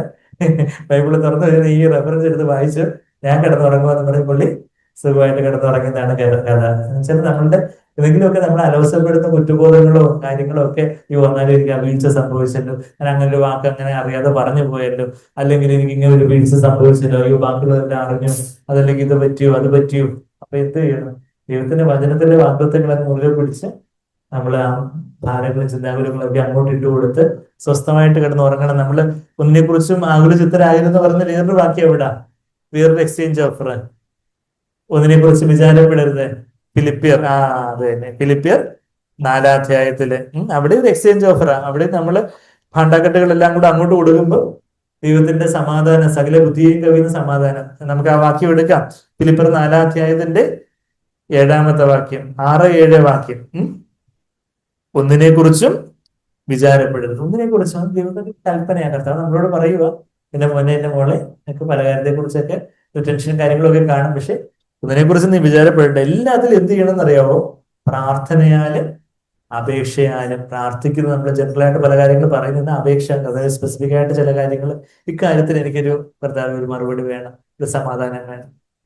ചില കാര്യങ്ങൾ ചിലപ്പോൾ നമ്മുടെ ഒരു പരീക്ഷ വരുന്നു, അല്ലെങ്കിൽ നമുക്ക് ചില കാര്യങ്ങൾ, ചില പ്രത്യേകമായിട്ടുള്ള ചില ആവശ്യങ്ങൾ, ആ കാര്യങ്ങൾ പ്രത്യേകമായിട്ട് ആ അപേക്ഷയും യാചനയൊക്കെ പ്രാർത്ഥനയൊക്കെ നിങ്ങളുടെ ആവശ്യങ്ങള് സ്തോത്രത്തോടുകൂടി. എന്റെ പ്രൊപ്പല്ലന്റ്, റോക്കറ്റ് പോകുമ്പോൾ ഒരു പ്രൊപ്പല്ലന്റ് എന്ന് പറഞ്ഞാൽ അതങ്ങ് ഉള്ളിലോട്ട് പോകാനുള്ള ഒരു ശക്തി നൽകുന്ന കാര്യം പോലെയാണ് സ്തോത്രത്തോടെ എന്ന് പറഞ്ഞാൽ നന്ദിയോടെ.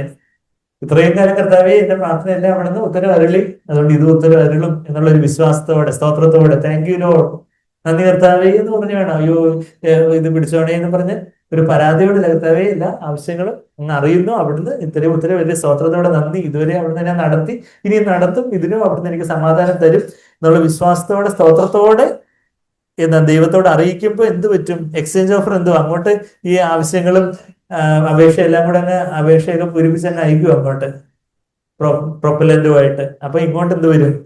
സകല ബുദ്ധിയെ കവിയുന്ന, അതാ brand new mobile phone exchange offer. അങ്ങോട്ട് പഴയ മൊബൈൽ കൊടുത്തപ്പോ ഇങ്ങോട്ട് പുതിയ മൊബൈല് ഫ്രീ ആയിട്ട്. അതാ. എന്നാൽ സകല ബുദ്ധിയെ കവിയുന്ന, നമ്മുടെ ബുദ്ധി കവിയുന്ന ബുദ്ധി ഉൾക്കൊള്ളുന്ന സമാധാനം വെച്ചാലോ, സാഹചര്യങ്ങളൊക്കെ നന്നായിട്ട് വരുമ്പോ നമുക്കൊരു സമാധാനം ഉണ്ടാകും. ഓക്കെ, എല്ലാവരും നമ്മളെ കുറിച്ച് നല്ലത് പറയുന്നു, നമ്മളെ പ്രതീക്ഷിക്കുന്നുണ്ടെങ്കിൽ എല്ലാം നടക്കുന്നു, അപ്പൊ ഒരു സമാധാനം ഉണ്ടതിനും ബുദ്ധിയിലേക്ക് കൊള്ളുന്ന സമാധാനമാണ്. പക്ഷെ സാഹചര്യങ്ങൾ കുറെ പലതും ഒക്കെ മോശമായിട്ട് ഇരിക്കുമ്പോഴും കർത്താവിൽ നമുക്കൊരു സമാധാനം ഉണ്ടെങ്കിൽ, അതാ ലോകം തരാത്ത സമാധാനം ഞാൻ നിങ്ങൾക്ക് തരുന്നു, ഞാൻ തരുന്ന എന്റെ സമാധാനം നിങ്ങൾക്ക് തന്നേച്ചു പോകുന്നു. എവിടാ? യോഹന്നാൻ സുവിശേഷം 14-27 വാക്യം പറയുന്നത് എന്റെ സമാധാനം, കർത്താവിന്റെ അതേ സമാധാനം പരിശുദ്ധാത്മാവിലൂടെ നമുക്ക് കിട്ടും. അപ്പൊ നമ്മൾ എന്ത് ചെയ്യണം? ഈ ഭാരവും ഭാണ്ഡഘട്ടവും എല്ലാം കൂടെ അങ്ങോട്ട് ഇട്ട് കൊടുക്കുമ്പോൾ സകല ബുദ്ധിയും കവിയുന്ന, നമ്മുടെ ദേഹിന്ന് നമ്മൾ പറയും, ദേഹിയും കവിയുന്ന ആത്മാവിലുള്ള ഒരു സമാധാനം, അതാ സകല ബുദ്ധിയെയും കവിയുന്ന ദൈവ സമാധാനം നിങ്ങളുടെ ഹൃദയങ്ങളെയും, നമ്മുടെ ആത്മാവിനെയും, നിലവുകൾ എന്ന് പറയുമ്പോൾ നമ്മളുടെ ദേഹിയിലുള്ള ചിന്തകളും എല്ലാം, നമ്മുടെ ആത്മാവിനെയും ദേഹിയും എല്ലാം പരിശുദ്ധാത്മാവ് ക്രിസ്തു യേശുവിങ്കിൽ, ആ പരിശുദ്ധാത്മാവിലൂടെ ലഭിക്കുന്ന ആ സമാധാനം ക്രിസ്തു യേശുവിങ്കിൽ കാക്കും, ഗാർഡ് ചെയ്യും. കാക്കും, ഗാർഡ് ഫ്രൂറിയോ എന്ന് പറഞ്ഞൊരു ഗ്രീക്ക് പദം അവിടെ ഉപയോഗിച്ചിരിക്കുന്നത്. മിലിറ്ററി ഗാർഡ്, ഇങ്ങനെ ഈ പട്ടാളക്കാരൊക്കെ ഇങ്ങനെ കാവല് നിൽക്കുന്നത് പോലെ ദൈവത്തിന്റെ സമാധാനം നമുക്ക് ഇങ്ങനെ കാവല് നിൽക്കും. അപ്പൊ പിന്നെ നമ്മൾ അതുപോലെ വലിയൊരു സമാധാനം നമ്മുടെ ഹൃദയത്തിൽ സ്വസ്ഥത വരുമ്പോ നമുക്ക് പിന്നെ സ്വസ്ഥമായിട്ട് കിടന്നുറങ്ങാൻ പറ്റും. ദാനിയലിന് സിംഹത്തിന്റെ ഗുഹയില് എങ്ങനെ കിടന്നുറങ്ങാൻ പറ്റി? ദാവീദിന് ദാനിയൽ ദാനിയൽ സിംഹത്തിന്റെ ഗുഹയില് ദാനിയല് ദാനിയല് നല്ലൊരു മനസാക്ഷി ഉണ്ടായിരുന്നു. അവിടെ വേറൊരാൾ ഉറങ്ങാതിരുന്നു. രാജാവിന് ഉറക്കം വന്നില്ല. രാജാവ് ഉറക്കമില്ലാതെ അങ്ങോട്ടും ഇങ്ങോട്ടും നടക്കുന്ന കാര്യം നമ്മളവിടെ ദാനിയലിലെ 7-ാം അധ്യായത്തിലൊക്കെ നമ്മൾ വായിക്കുന്നുണ്ട്. എന്നാൽ ദാനിയൽ എന്ത് ചെയ്തു? ദാനിയല് കിടന്നുറങ്ങി. ദാനിയലിന് പില്ലോ ആയിട്ട് എന്തുണ്ടായിരുന്നു? ദാനിയലിന് ഡൺലോപ്പ് പില്ലോ ആയിട്ട് എന്തായിരുന്നു? സിംഹങ്ങൾ ഉണ്ടായിരുന്നു. അങ്ങോട്ട് സിംഹത്തിന്റെ സടയൊക്കെ അങ്ങനെ ഇരുന്ന് നല്ല വീശി അങ്ങോട്ടൊക്കെ നല്ല ആയിട്ട് സിംഹത്തിന്റെ പുറത്ത് നല്ല സുഖിച്ച് കിടന്നുറങ്ങി. അവിടെ പട്ടുമത്തേത് രാജാവിന് ഉറക്കം വന്നില്ല. രാജാവിന് കുറ്റബോധമുള്ള മനസാക്ഷിയായിരുന്നു. ദാനിയൽ ദൈവഭാഗ്യ എന്ന് പറയുന്നത് പോലെ പത്രോസ് പിറ്റേ ദിവസം തല പോകാനുള്ള സമയമായി. തലേദിവസം രാത്രി പത്രോസ് എന്താ ചെയ്തേ? ഉറക്കമില്ലാതെ കിടന്ന് ബഹളം വെച്ചോ?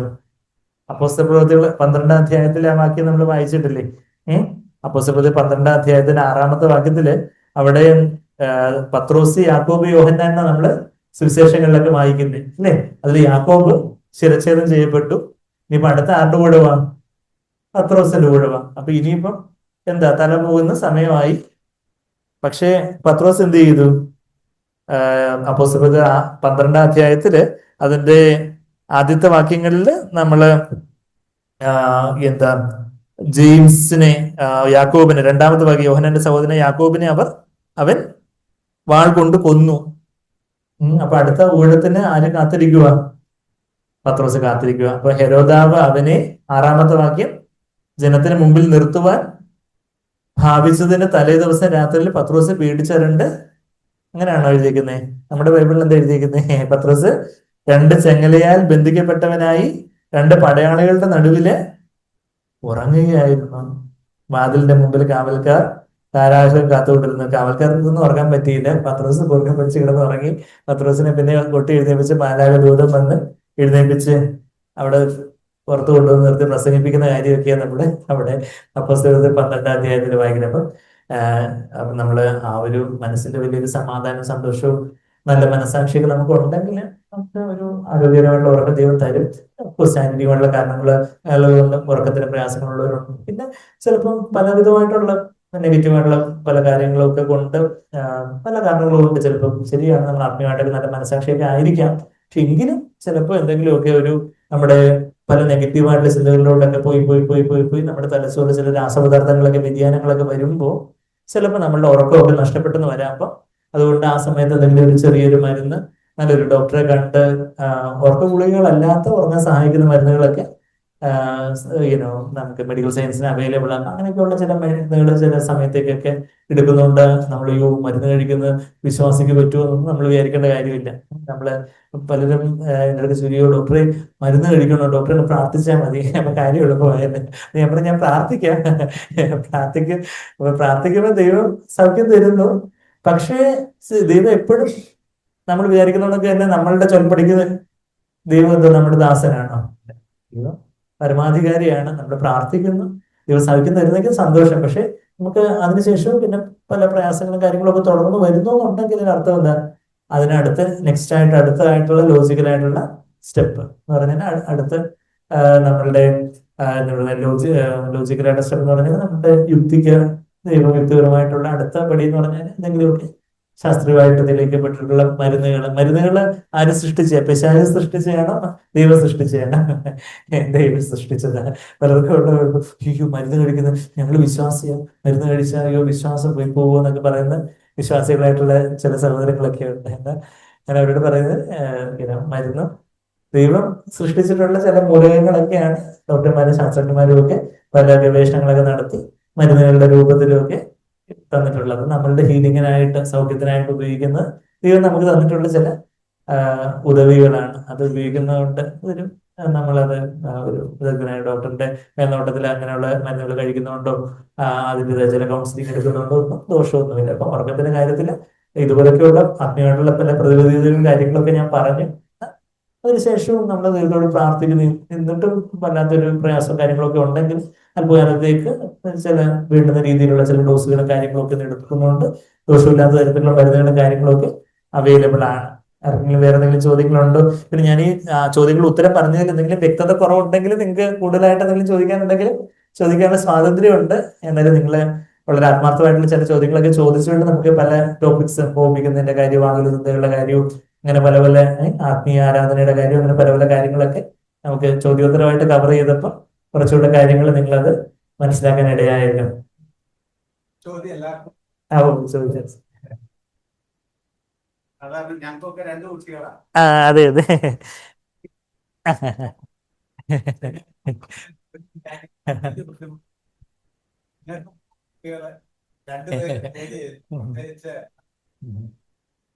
സിസ്റ്റർ സർക്കാർ സർവീസിലായിരിക്കും, നമുക്കറിയാം ഗവൺമെന്റ് ആശുപത്രി നൂറുകണക്കിന് പേഷ്യൻസ് ആയിരിക്കും. ഇത് വന്നാൽ എങ്ങനെയാണ് നിങ്ങളുടെ ആത്മീയതയും അതേപോലെ തന്നെ വീട്ടിലെ ഉത്തരവാദിത്വവും ജോലിയോടുള്ള സത്യസന്ധതയും എല്ലാം കൂടെ എങ്ങനെയാണ് നിലനിർത്താറുള്ളത്?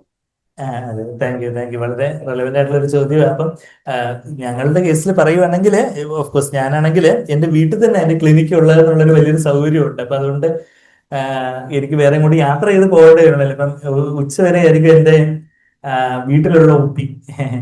അപ്പം ഉച്ചവരെ ആയിരിക്കും. അപ്പം ഉച്ചവരെ അത് അവരെയൊക്കെ കണ്ടു കഴിഞ്ഞിട്ട് പിന്നീട് അടുത്തുള്ള ഒരു ഹോസ്പിറ്റലായിരിക്കും അഡ്മിറ്റ് ചെയ്യും. പിന്നെ വൈകിട്ട് രാത്രിയൊക്കെ ആയിരിക്കും മീറ്റിംഗ് ഇല്ലാത്ത ദിവസമൊക്കെ ഓൺലൈൻ കൺസൾട്ടേഷൻസും കാര്യങ്ങളും ഒക്കെ കൊടുക്കുന്നത്. സ്ത്രീകള് ആരോഗ്യവകുപ്പില് PHC-യിലായതുകൊണ്ട് ഈ പ്രാഥമിക ആരോഗ്യ കേന്ദ്രത്തിലായതുകൊണ്ട് അവർക്ക് ഉച്ചവരെ ഉള്ളൂ. അപ്പൊ അതുകൊണ്ട് ആ ഒരു ഷിഫ്റ്റ് ഉള്ളത് കൊണ്ട് കുഞ്ഞുങ്ങള്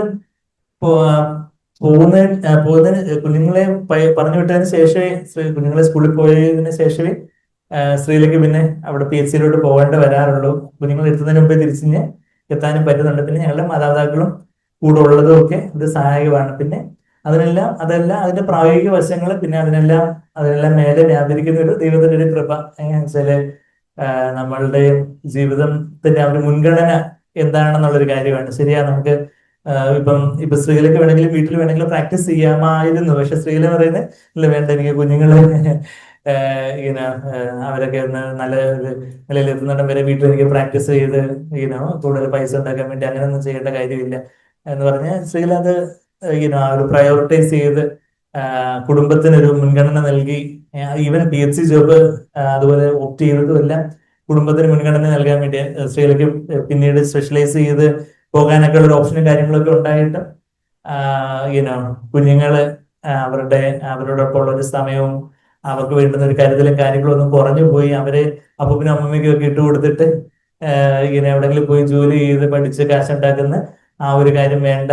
കുടുംബമാണ് ഒരു ക്രിസ്തീയ കുടുംബം എന്ന് പറയുമ്പോൾ അവിടെ കരിയറിനെക്കാട്ടിലും മുമ്പേ നിൽക്കുന്നത് കുടുംബ ഭദ്രതയാണെന്നുള്ളൊരു കാര്യം, ആ ഒരു ശരിയായ മൂല്യം ഞങ്ങൾക്ക് രണ്ടുപേർക്കും, സ്ത്രീയിലേക്കും അതുപോലെ പ്രത്യേകിച്ച് ഉള്ളത് കൊണ്ട് ആ കാര്യങ്ങളിലൊക്കെ ഒരു മുൻഗണനാ ക്രമത്തിലെ കാര്യങ്ങളെ കാണാൻ നമുക്ക് ദൈവം സഹായിക്കുന്നു.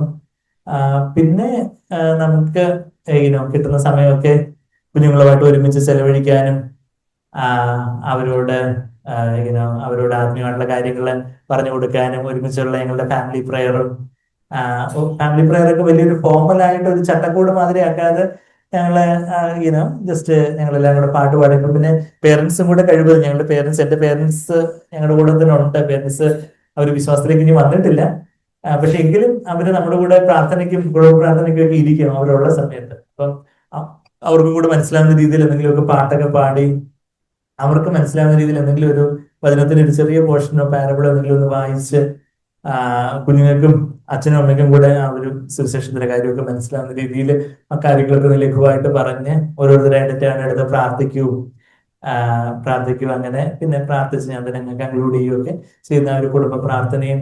പിന്നെ അതുപോലെ തന്നെ ഓരോ മീറ്റിങ്ങുകളും ഇപ്പം ഞാൻ പറയുന്നത് വെച്ചാൽ ഇപ്പൊ ഞാൻ തന്നെ ഇവിടെ വരുമായിരുന്നുണ്ടെങ്കിൽ വന്ന് പ്രസംഗിച്ചിട്ടങ്ങ് പോകുമായിരുന്നു. പക്ഷെ ഈ സമയത്ത് അവരെയും കൂടി ഇനി കൊണ്ടുവന്നുകൊണ്ട് അവർക്കും കൂടെ അത് ഒരു ഇപ്പൊ നമ്മളുടെ ഓരോ മീറ്റിങ്ങുകളും കഴിവതും ഞങ്ങൾ എപ്പോഴും ഞങ്ങൾ ചർച്ചിന്റെ മീറ്റിംഗ്സ് പറയുകയും വേണ്ട, എന്തായാലും എപ്പോഴും നമ്മൾ ഫാമിലി ആയിട്ട് ട്രാവൽ ചെയ്യത്തുള്ളൂ. ഞങ്ങള് ഒരുമിച്ച് യാത്ര ചെയ്യുമ്പോൾ തന്നെ അവിടെ ഒരു കൂട്ടായ്മയാണ്.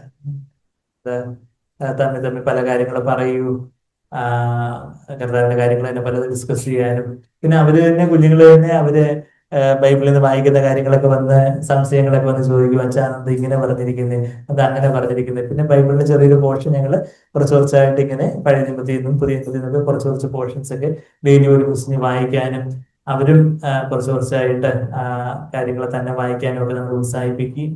അങ്ങനെയൊക്കെ പല പല കാര്യങ്ങൾ അങ്ങനെയൊക്കെ ചെയ്യാൻ ദൈവത്തിന്റെ ജ്ഞാനത്തില് കാര്യങ്ങളൊക്കെ ക്രമപ്പെടുത്തി തരുന്നതുകൊണ്ട് അവരും കർത്താവിനെ സ്നേഹിക്കുന്ന കുഞ്ഞുങ്ങളായിട്ട് ആ ഒരു അനുസരണമുള്ള കുഞ്ഞുങ്ങളായിട്ടൊക്കെ വളർന്നു വരാന് കർത്താവ് സഹായിക്കുന്നു. അപ്പൊ അതുകൊണ്ട് ജോലി തിരക്കും കാര്യങ്ങളും എല്ലാം ഉണ്ട്. എന്നാൽ അതിനിടയിൽ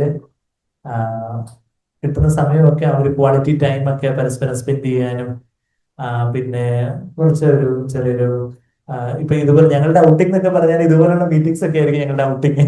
അല്ലാതെ വലിയ ഔട്ടിങ് പോകാൻ സമയം കിട്ടത്തില്ല. അപ്പൊ പിന്നെ ഇതുപോലെ ഈവൻ ചർച്ച് മീറ്റിംഗ്സിന് പോകുന്നതോ അല്ലെങ്കിൽ ഔട്ട്റീച്ച് മിനിസ്ട്രിക്കോ അല്ലെങ്കിൽ എന്തെങ്കിലും ഇപ്പൊ കോട്ടേജ് മീറ്റിങ്ങിനോ ഇതുപോലൊക്കെ ഒരു മീറ്റിങ്ങിന് പോകുന്നത് തന്നെ ഞങ്ങൾക്ക് ഒരു ഔട്ടിംഗ് മാതിരി, ഞങ്ങൾക്ക് ഒരു വെക്കേഷന് പോകുന്ന പോലെ. അപ്പൊ ഇവിടെ വന്നത് ഊട്ടി വരുന്നത് പോലെ ആയിരുന്നു. എന്ന് വെച്ചാൽ ഇവിടെ ഊട്ടി വളരെ അടുത്താണെന്നുള്ള കാര്യം ഇവിടെ വന്നപ്പോഴാണ് അറിഞ്ഞത്.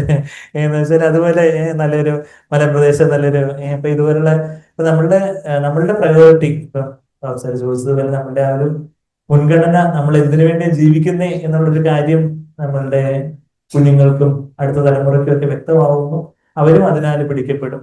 നമ്മൾ വേറെ എന്തെങ്കിലും ഒരു സ്വാർത്ഥ ലക്ഷ്യത്തിന് വേണ്ടിയല്ല, മറിച്ച് കർത്താവിന് വേണ്ടിയാ, കർത്താവിന് വേണ്ടി ജീവിക്കുന്നതാ. നമ്മളിന്ന് പാടിയതുപോലെ യേശുവോട് ചേർന്നിരിപ്പത് എത്ര മോദമേ, യേശുവിനാ ജീവിക്കുന്നത് എത്ര ഭാഗ്യമേ. അതാ ഏറ്റവും വലിയ ഭാഗ്യം, അതാ ഏറ്റവും വലിയ സന്തോഷം. അപ്പൊ അങ്ങനെയുള്ള കാര്യങ്ങള് നമ്മള് തിരിച്ചറിയുമ്പോൾ അതിൻ്റെതായ ഒരു സന്തോഷമുണ്ട്, അതിൻ്റെതായ ഒരു സംതൃപ്തിയുണ്ട്, അതിൻ്റെതായ ആ ഒരു അവരെല്ലാം ആ ഒരു അനുസരണയിലും സ്നേഹത്തിലും ഒക്കെ വളർന്നു വരുമ്പോൾ അവരെന്ത് എഴുന്നവരാന്നുള്ളതല്ല കുഞ്ഞുങ്ങളായാലും, പക്ഷെങ്കിലും അവരും ആ ഒരു നമ്മളെ ബാലം നടക്കേണ്ടുന്ന വഴി അവരെ അഭ്യസിപ്പിച്ച അവർ മുതിർന്നാലും അത് വിട്ടുപോവുകയില്ല എന്ന ദൈവത്തിന്റെ വാഗ്ദത്തം എവിടെ? സദൃശവാക്യം 22-ാം അധ്യായത്തിന് 6-ാമത്തെ വാക്യം. അപ്പം കൊച്ചുനാൾ മുതലേ അവരെ സ്നേഹത്തോടെയും കാർക്കശ്യത്തോടെയും, ഞാൻ കഴിഞ്ഞ സെഷനിൽ പറഞ്ഞു നിർത്തിയപ്പോൾ അത് പറഞ്ഞായിരുന്നു, ചില സ്നേഹമുണ്ട്, കാർക്കശ്യമുണ്ട്. സ്നേഹം എന്ന് പറയുമ്പോൾ നമ്മൾ ഒത്തിരി സ്നേഹവും മനസ്സിലും തെറ്റ് ചെയ്യുന്ന സമയത്തൊക്കെ ഒത്തിരി സ്നേഹവും മനസ്സിലും എല്ലാം അവരെ കൊടുക്കുകയും അവരെ അഭിനന്ദിക്കുകയും എല്ലാം ചെയ്യുന്നു. തെറ്റ് ചെയ്യുന്ന സമയത്ത് എന്തെങ്കിലും തെറ്റ് ചെയ്യുന്ന പറയുമ്പോൾ അവരുടെ പ്രായത്തിൽ എന്തെങ്കിലും അനുസരണക്കേടോ അതുപോലെ എന്തെങ്കിലും വാശിയോ കാര്യങ്ങളൊക്കെ ഉണ്ടെങ്കിൽ പെട്ടെന്ന് തന്നെ അത് സ്ട്രിക്റ്റ് ആയിട്ട് കാര്യങ്ങൾ പറയും. എന്തെങ്കിലും അനുസരണക്കേട് ഉണ്ടെങ്കിൽ അപ്പം തന്നെ അവർ തമ്മിൽ എന്തെങ്കിലും ഒരു ചെറിയൊരു വഴക്ക് പോലെയോ എന്തെങ്കിലും ഉണ്ടെങ്കിൽ പെട്ടെന്ന് എന്താ പറയും അപ്പം തന്നെ സോറി പറയണം. അപ്പം തന്നെ സോറി പറഞ്ഞൊരു ഉമ്മയും കൂടെ കൊടുക്കണമെന്ന് പറയും. അപ്പൊ അങ്ങനെ ആദ്യമൊക്കെ സോറി പറഞ്ഞ് ഉമ്മ കൊടുക്കും, ഇന്നും പറഞ്ഞായിരിക്കും ഉമ്മ കൊടുക്കുന്നത്. അപ്പൊ അങ്ങനെയല്ല, വളരെ മയത്തിൽ സ്നേഹത്തോടെ ഉമ്മ കൊടുക്കണം. അപ്പൊ അങ്ങനെ അവർക്കും എന്തുണ്ട്, നമ്മൾ ഈ പറഞ്ഞ കണക്ക് ഒരു ജഡമുണ്ട്, ഞാൻ എന്നുള്ള ഒരു ഈഗോ. അപ്പൊ അത് ഒന്ന് ഉടയണം. അവരുടെ ഒരു ഈഗോ, വാശി, അതൊക്കെ ഒന്ന് വാശിക്കൊന്നും വളർന്നിച്ചു കൊടുക്കാതെ കുഞ്ഞുങ്ങളെ വളർത്തുന്ന കാര്യത്തില് ഞാൻ സാധാരണ 5 കാര്യങ്ങൾ പറയാറുണ്ട്. ഞാൻ ഈ ചോദിച്ച ചോദ്യത്തിനായിട്ട് കൂടെ ആ കുടുംബത്തിന്റെ കാര്യം കൂടെ പറഞ്ഞു വരുമ്പോൾ 5 കാര്യങ്ങൾ സാധാരണ ഞാൻ പേരന്റിങ്ങിനെ കുറിച്ച് പറയുമ്പോൾ പറയാറുണ്ട്. ഒന്നാമത്തെ കാര്യം എന്ന് പറഞ്ഞാല് ഞാൻ ആദ്യം പറഞ്ഞ കാര്യങ്ങൾ തന്നെ. ഒന്നാമത്തെ കാര്യം വെച്ചാല് തെറ്റ് ചെയ്യാത്ത സമയത്ത് ഒത്തിരി സ്നേഹവും വാത്സല്യവും അവർക്കൊരു നല്ല മാതൃകകളായിട്ട് നമ്മൾ അവരുടെ മുമ്പാകെ നമ്മൾ ജീവിക്കുന്നു. അവർക്ക് ഒത്തിരി സ്നേഹവും വാത്സല്യവും അഭിനന്ദനവും കാര്യങ്ങളും എല്ലാം കൊടുക്കുന്നു. രണ്ടാമത്തെ കാര്യം, തെറ്റ് ചെയ്യുന്ന സമയത്ത് അവരിൽ എന്തെങ്കിലും ഒരു അനുസരണക്കേട് ഉണ്ടെങ്കിൽ അത് നമ്മൾ കറക്റ്റ് അപ്പം തന്നെ അത് കാർക്കശ്യത്തോടെ അത് തിരുത്തുന്നു. പക്ഷെ അവര് വീണ്ടും അത് വാശി കാണിക്കുകയോ അതുപോലെയൊക്കെ ആണെങ്കിൽ അവര് ഒരു 12 വയസ്സിന് താഴെയുള്ള പ്രായമൊക്കെ ആണെങ്കിൽ വടി കൊടുക്കേണ്ട പ്രായം ഒരു 12 വയസ്സൊക്കെ ആകുമ്പോൾ ഒരു ഏജ് അറ്റൈൻ ചെയ്യുന്ന ഒരു പ്രായം എത്തുന്ന പ്രായം എന്നൊക്കെ നമ്മൾ പറയുമല്ലോ, ഒരു പക്വത പ്രാപിക്കുന്ന പ്രായം. അപ്പൊ അതിനു മുമ്പൊക്കെ ആണെങ്കിൽ നമ്മൾ എന്ത് ചെയ്യാം, ഒരു വടിയൊക്കെ ഉപയോഗിക്കാം. വടി ഉപയോഗിച്ച് എവിടെയെങ്കിലുമൊക്കെ നമ്മൾ ദേഷ്യത്തിൽ അടിക്കുന്ന കാര്യമല്ല ഞാൻ പറയുന്നത്, മറിച്ച് നമ്മളുടെ ദേഷ്യത്തിലൊന്നും ഒരിക്കലും കുഞ്ഞുങ്ങളെ അടിക്കരുത്. പക്ഷെ അവരുടെ കാര്യങ്ങൾ പറഞ്ഞ് അത് പറഞ്ഞതുകൊണ്ട് അത് ചെയ്തുകൊണ്ട് റിപ്പീറ്റ് ചെയ്തുകൊണ്ട് ഒരടി എന്ന് പറഞ്ഞ് മുട്ടിന് താഴെ എവിടെയെങ്കിലും കണ്ണിലെ കാര്യം ഉള്ള രീതിയിലല്ല, മുട്ടിന് താഴെ അവർക്ക് ഒരു വേദനയുടെ ഭാഷ മനസ്സിലാവണം. അപ്പൊ അങ്ങനെ അടിക്കുവാണെങ്കിൽ ഗുണം, കൊച്ചുനാളിലെ അങ്ങനെ ട്രെയിൻ ചെയ്യുവാണെങ്കിൽ ഗുണം പറഞ്ഞാൽ പിന്നെ അധികം അടിക്കേണ്ടി വരത്തില്ല. വെച്ചാൽ അവർക്ക് തന്നെ അറിയാം എന്ത് പറഞ്ഞാൽ അടി കിട്ടും, എന്ത് പറഞ്ഞാൽ നല്ല ഉമ്മ കിട്ടും, എന്ത് വാത്സല്യം കിട്ടും എന്നുള്ള കാര്യം അവർക്ക് തന്നെ അറിയാം. അപ്പൊ അങ്ങനെ ആ ഒരു സ്നേഹവും കാർക്കശ്യവും, അത് ഞാൻ ഇവിടെ ബാലൻസ്ഡ് പേരന്റിംഗ് എന്ന് പറയുന്നത്. ഒരു സ്നേഹം മാത്രം എന്ന് പറഞ്ഞാൽ വഷളത്വത്തിലേക്കും പോകരുത്, കാർക്കശ്യം മാത്രം എന്ന് പറഞ്ഞാൽ ക്രൂരതയിലേക്കും പോകരുത്. പക്ഷെ ആ സ്നേഹവും കാർക്കശ്യവും ഒരു ബാലൻസ് ആയിട്ട്, അതാ നമ്മള് ദൈവത്തിന്റെ സ്നേഹവും ഖണ്ഡിതവും അറിയുന്നില്ലയോ എന്ന് ചോദിക്കുന്ന ഒരു വാക്യമാണ് റോമർ 11:22 വാക്യം. 11:22 എന്ന് പറഞ്ഞാൽ ഓർക്കാൻ എളുപ്പം. 11ന്റെ ഇരട്ടി എത്ര?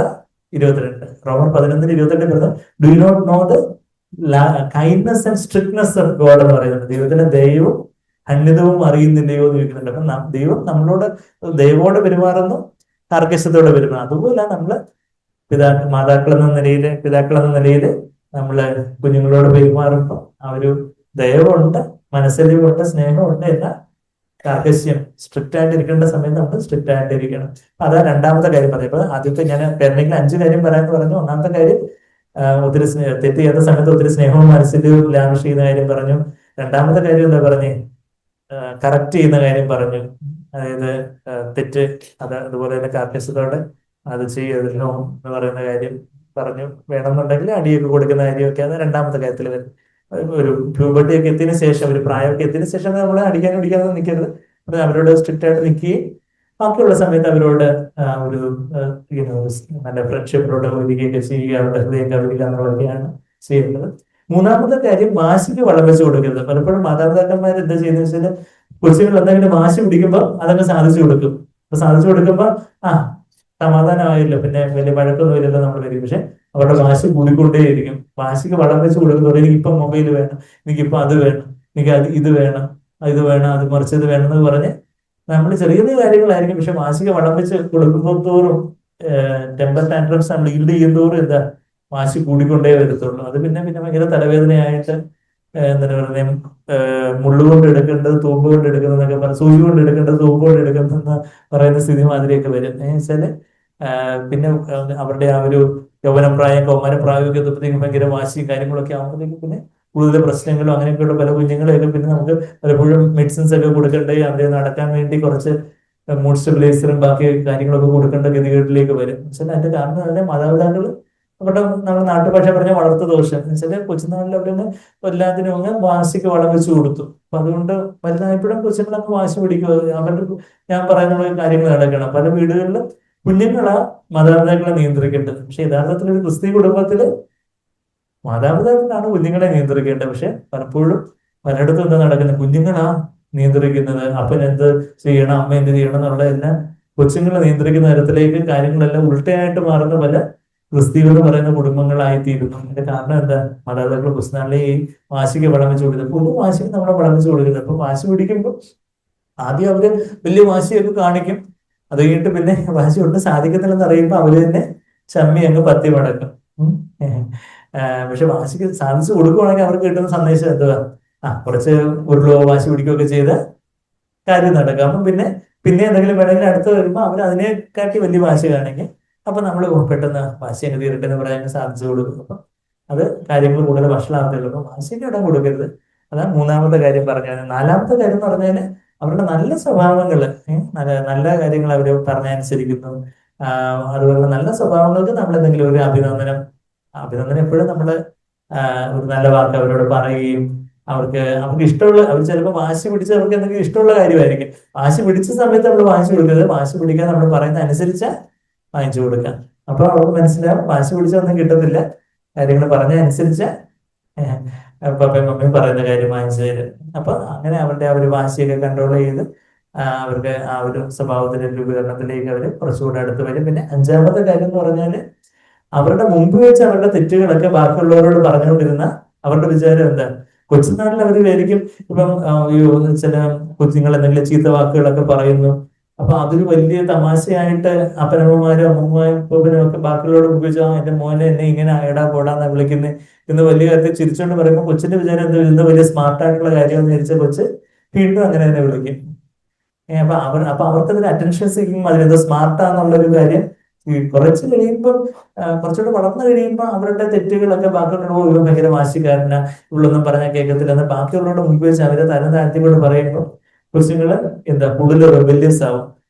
എന്നെ കുറിച്ച് അങ്ങനെയാണ് പറഞ്ഞത്, ഞാൻ അങ്ങനെ ചെയ്യത്തുള്ളൂ എന്ന് പറഞ്ഞ് കൂടുതൽ റിബല്യസ് ആവും. കുറച്ചുകൂടെ കഴിയുമ്പോഴത്തേക്ക് അവർ കുറച്ചുകൂടെ ഡിപ്രസ്ഡ് ഒക്കെ ആവും. അപ്പൊ എപ്പോഴും എന്നെ കുറിച്ച് അപ്പനും അമ്മയും കുറ്റവേ പറയത്തുള്ളൂ, ബാക്കി എല്ലാ ആരോട് ചെന്ന് പറഞ്ഞാല് എന്നെ കുറിച്ച് കുറ്റവേ പറയത്തുള്ളൂ എന്ന് പറഞ്ഞാൽ അവർ കൂടുതൽ നിരാശയൊക്കെ ആയി പോകാൻ സാധ്യതയുണ്ട്. അപ്പൊ അതുകൊണ്ട് അവരുടെ കുറ്റങ്ങളും കുറവുകളും ഒക്കെ നമ്മൾ മറ്റുള്ളവരുടെ മുമ്പിൽ വെച്ച് അവരെ കേൾക്കുകയൊക്കെ വിളമ്പി, ചിലപ്പോൾ നമ്മൾ പ്രാർത്ഥിക്കാനെന്ന് പറഞ്ഞായിരിക്കും പറയുന്നത്, പക്ഷെ കുഞ്ഞുങ്ങളുടെ മുമ്പിൽ വെച്ച് ഈ കാര്യങ്ങളൊക്കെ പറഞ്ഞ് അവരെ അത് കൊച്ചാക്കുന്നതൊക്കെ ആക്കുമ്പോൾ നമ്മളായിരുന്നു അവരുടെ സ്ഥാനത്ത് നിന്നെങ്കിൽ നമ്മൾ ചിന്തിക്കണം.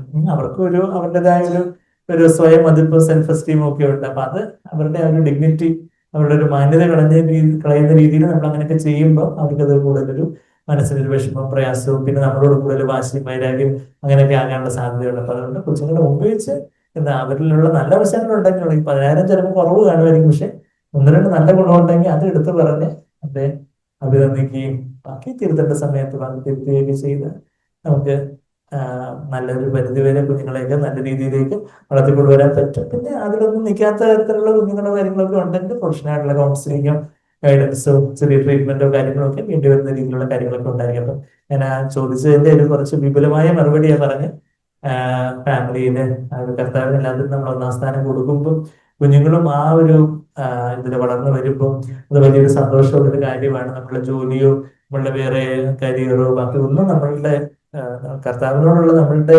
സ്നേഹത്തെ വേറെ ഒന്നും കവരരുത്. കർത്താവിനായിട്ട് നമ്മളും നമ്മുടെ കുടുംബവും, ഞാനും യഹോവയും, ഞാനും എന്റെ കുടുംബവും ഞങ്ങൾ യഹോവയെ സേവിക്കും. യോശുവ 5:24 അല്ലേ? യോശുവ 15 24:15 യോശുവ 24 അധ്യായത്തിന്റെ 15-ാമത്തെ വാക്യം അവസാനം അത് പറയുന്നത്. ആ ഒരു കർത്താവെ ഞങ്ങള് കുടുംബമായിട്ട് നമ്മൾ ദൈവത്തിനായിട്ട് നമ്മൾ നിൽക്കണം. നമ്മളെ അതിനായിട്ട് നമ്മൾ ഓരോരുത്തരും സഹായിക്കട്ടെ. വേറെ എന്തെങ്കിലും ചോദ്യങ്ങൾ എന്തെങ്കിലും ഉണ്ടോ? വേറെ ആർക്കെങ്കിലും എന്തെങ്കിലും ചോദിക്കാൻ പറയാനുണ്ടോ? അതെ, അല്ലെങ്കിൽ നമുക്ക് എല്ലാവർക്കും ഒന്ന് എഴുന്നേറ്റ് നിൽക്കാം. നമ്മൾ ഇന്ന് പല കാര്യങ്ങളെ കുറിച്ച് കേട്ടു. ദൈവം നമ്മുടെ ഹൃദയത്തിൽ ഉണർത്തുന്ന എന്തെങ്കിലും കാര്യങ്ങളുണ്ടെങ്കിൽ അവിടെല്ലാം കർത്താവിനോട് നമുക്ക് സമർപ്പിക്കാം. കർത്താവെ, പല കാര്യങ്ങളെ കുറിച്ച് അവിടുന്ന് ഞങ്ങളോട് ഉണർത്തിയല്ലോ, ഞങ്ങളോട് സംസാരിച്ചല്ലോ. കർത്താവെ, അവിടുന്ന് സംസാരിച്ച കാര്യങ്ങളിൽ ഞങ്ങൾ കീഴ്പ്പെടുത്തി തരുന്നു. അടുത്ത വചനത്തിൽ പറയുന്നത് പോലെ അവിടുത്തെ ഹിതത്തിനായിട്ട് ഞങ്ങൾ അതിനെ ഏൽപ്പിച്ചു തരുന്നു. കർത്താവെ, എന്റെ ഇഷ്ടം പോലെയല്ല അവിടുത്തെ ഇഷ്ടം പോലെ ആ ക്രൂസിന്റെ വഴി ഞങ്ങളുടെ ആ സ്വന്തം ഇഷ്ടത്തെ ഞങ്ങൾ അതിനെ ഏൽപ്പിക്കാനും അവരുടെ ജീവൻ പ്രാപിക്കുവാനും ഞങ്ങളെ സഹായിക്കണം. കർത്താവെ, ആ കോപവും മോഹവും അതുപോലുള്ള ആകുല ചിന്തകളും കർത്താവെ പരസ്പരം കുറ്റം ചുമത്തുന്ന മനോഭാവങ്ങൾ മാറി ഞങ്ങൾ അവിടുത്തെ വെളിച്ചത്തെ ഞങ്ങളതിനെ വിധിക്കാനും ഞങ്ങളെ തന്നെ ശരിയാൻ വേണം വിധിച്ച് കർത്താവെ ഞങ്ങളെ ശാശ്വത മാർഗത്തിൽ, ക്രൂശിന്റെ മാർഗത്തിൽ, ജീവന മാർഗത്തിൽ മുമ്പോട്ട് നടക്കാൻ ഞങ്ങളെ സഹായിക്കണം. ഞങ്ങളുടെ കുടുംബങ്ങൾ പ്രത്യേക മാതൃകയുള്ള കുടുംബങ്ങളാക്കി തീർക്കണം. ഞങ്ങൾ ആരും പൂർണ്ണതയുള്ളവരല്ല, ഞങ്ങളെല്ലാം കുറവുകളുള്ളവരാണ്. കർത്താവെ, ഞങ്ങളുടെ കുറവുകളെല്ലാം ഏറ്റു പറയുന്നു. ഞങ്ങളോട് ക്ഷമിക്കണം. ഞങ്ങളുടെ കുടുംബങ്ങളെ വ്യത്യാസപ്പെടുത്തണം, കുടുംബാന്തരീക്ഷം വ്യത്യാസപ്പെടുത്തണം.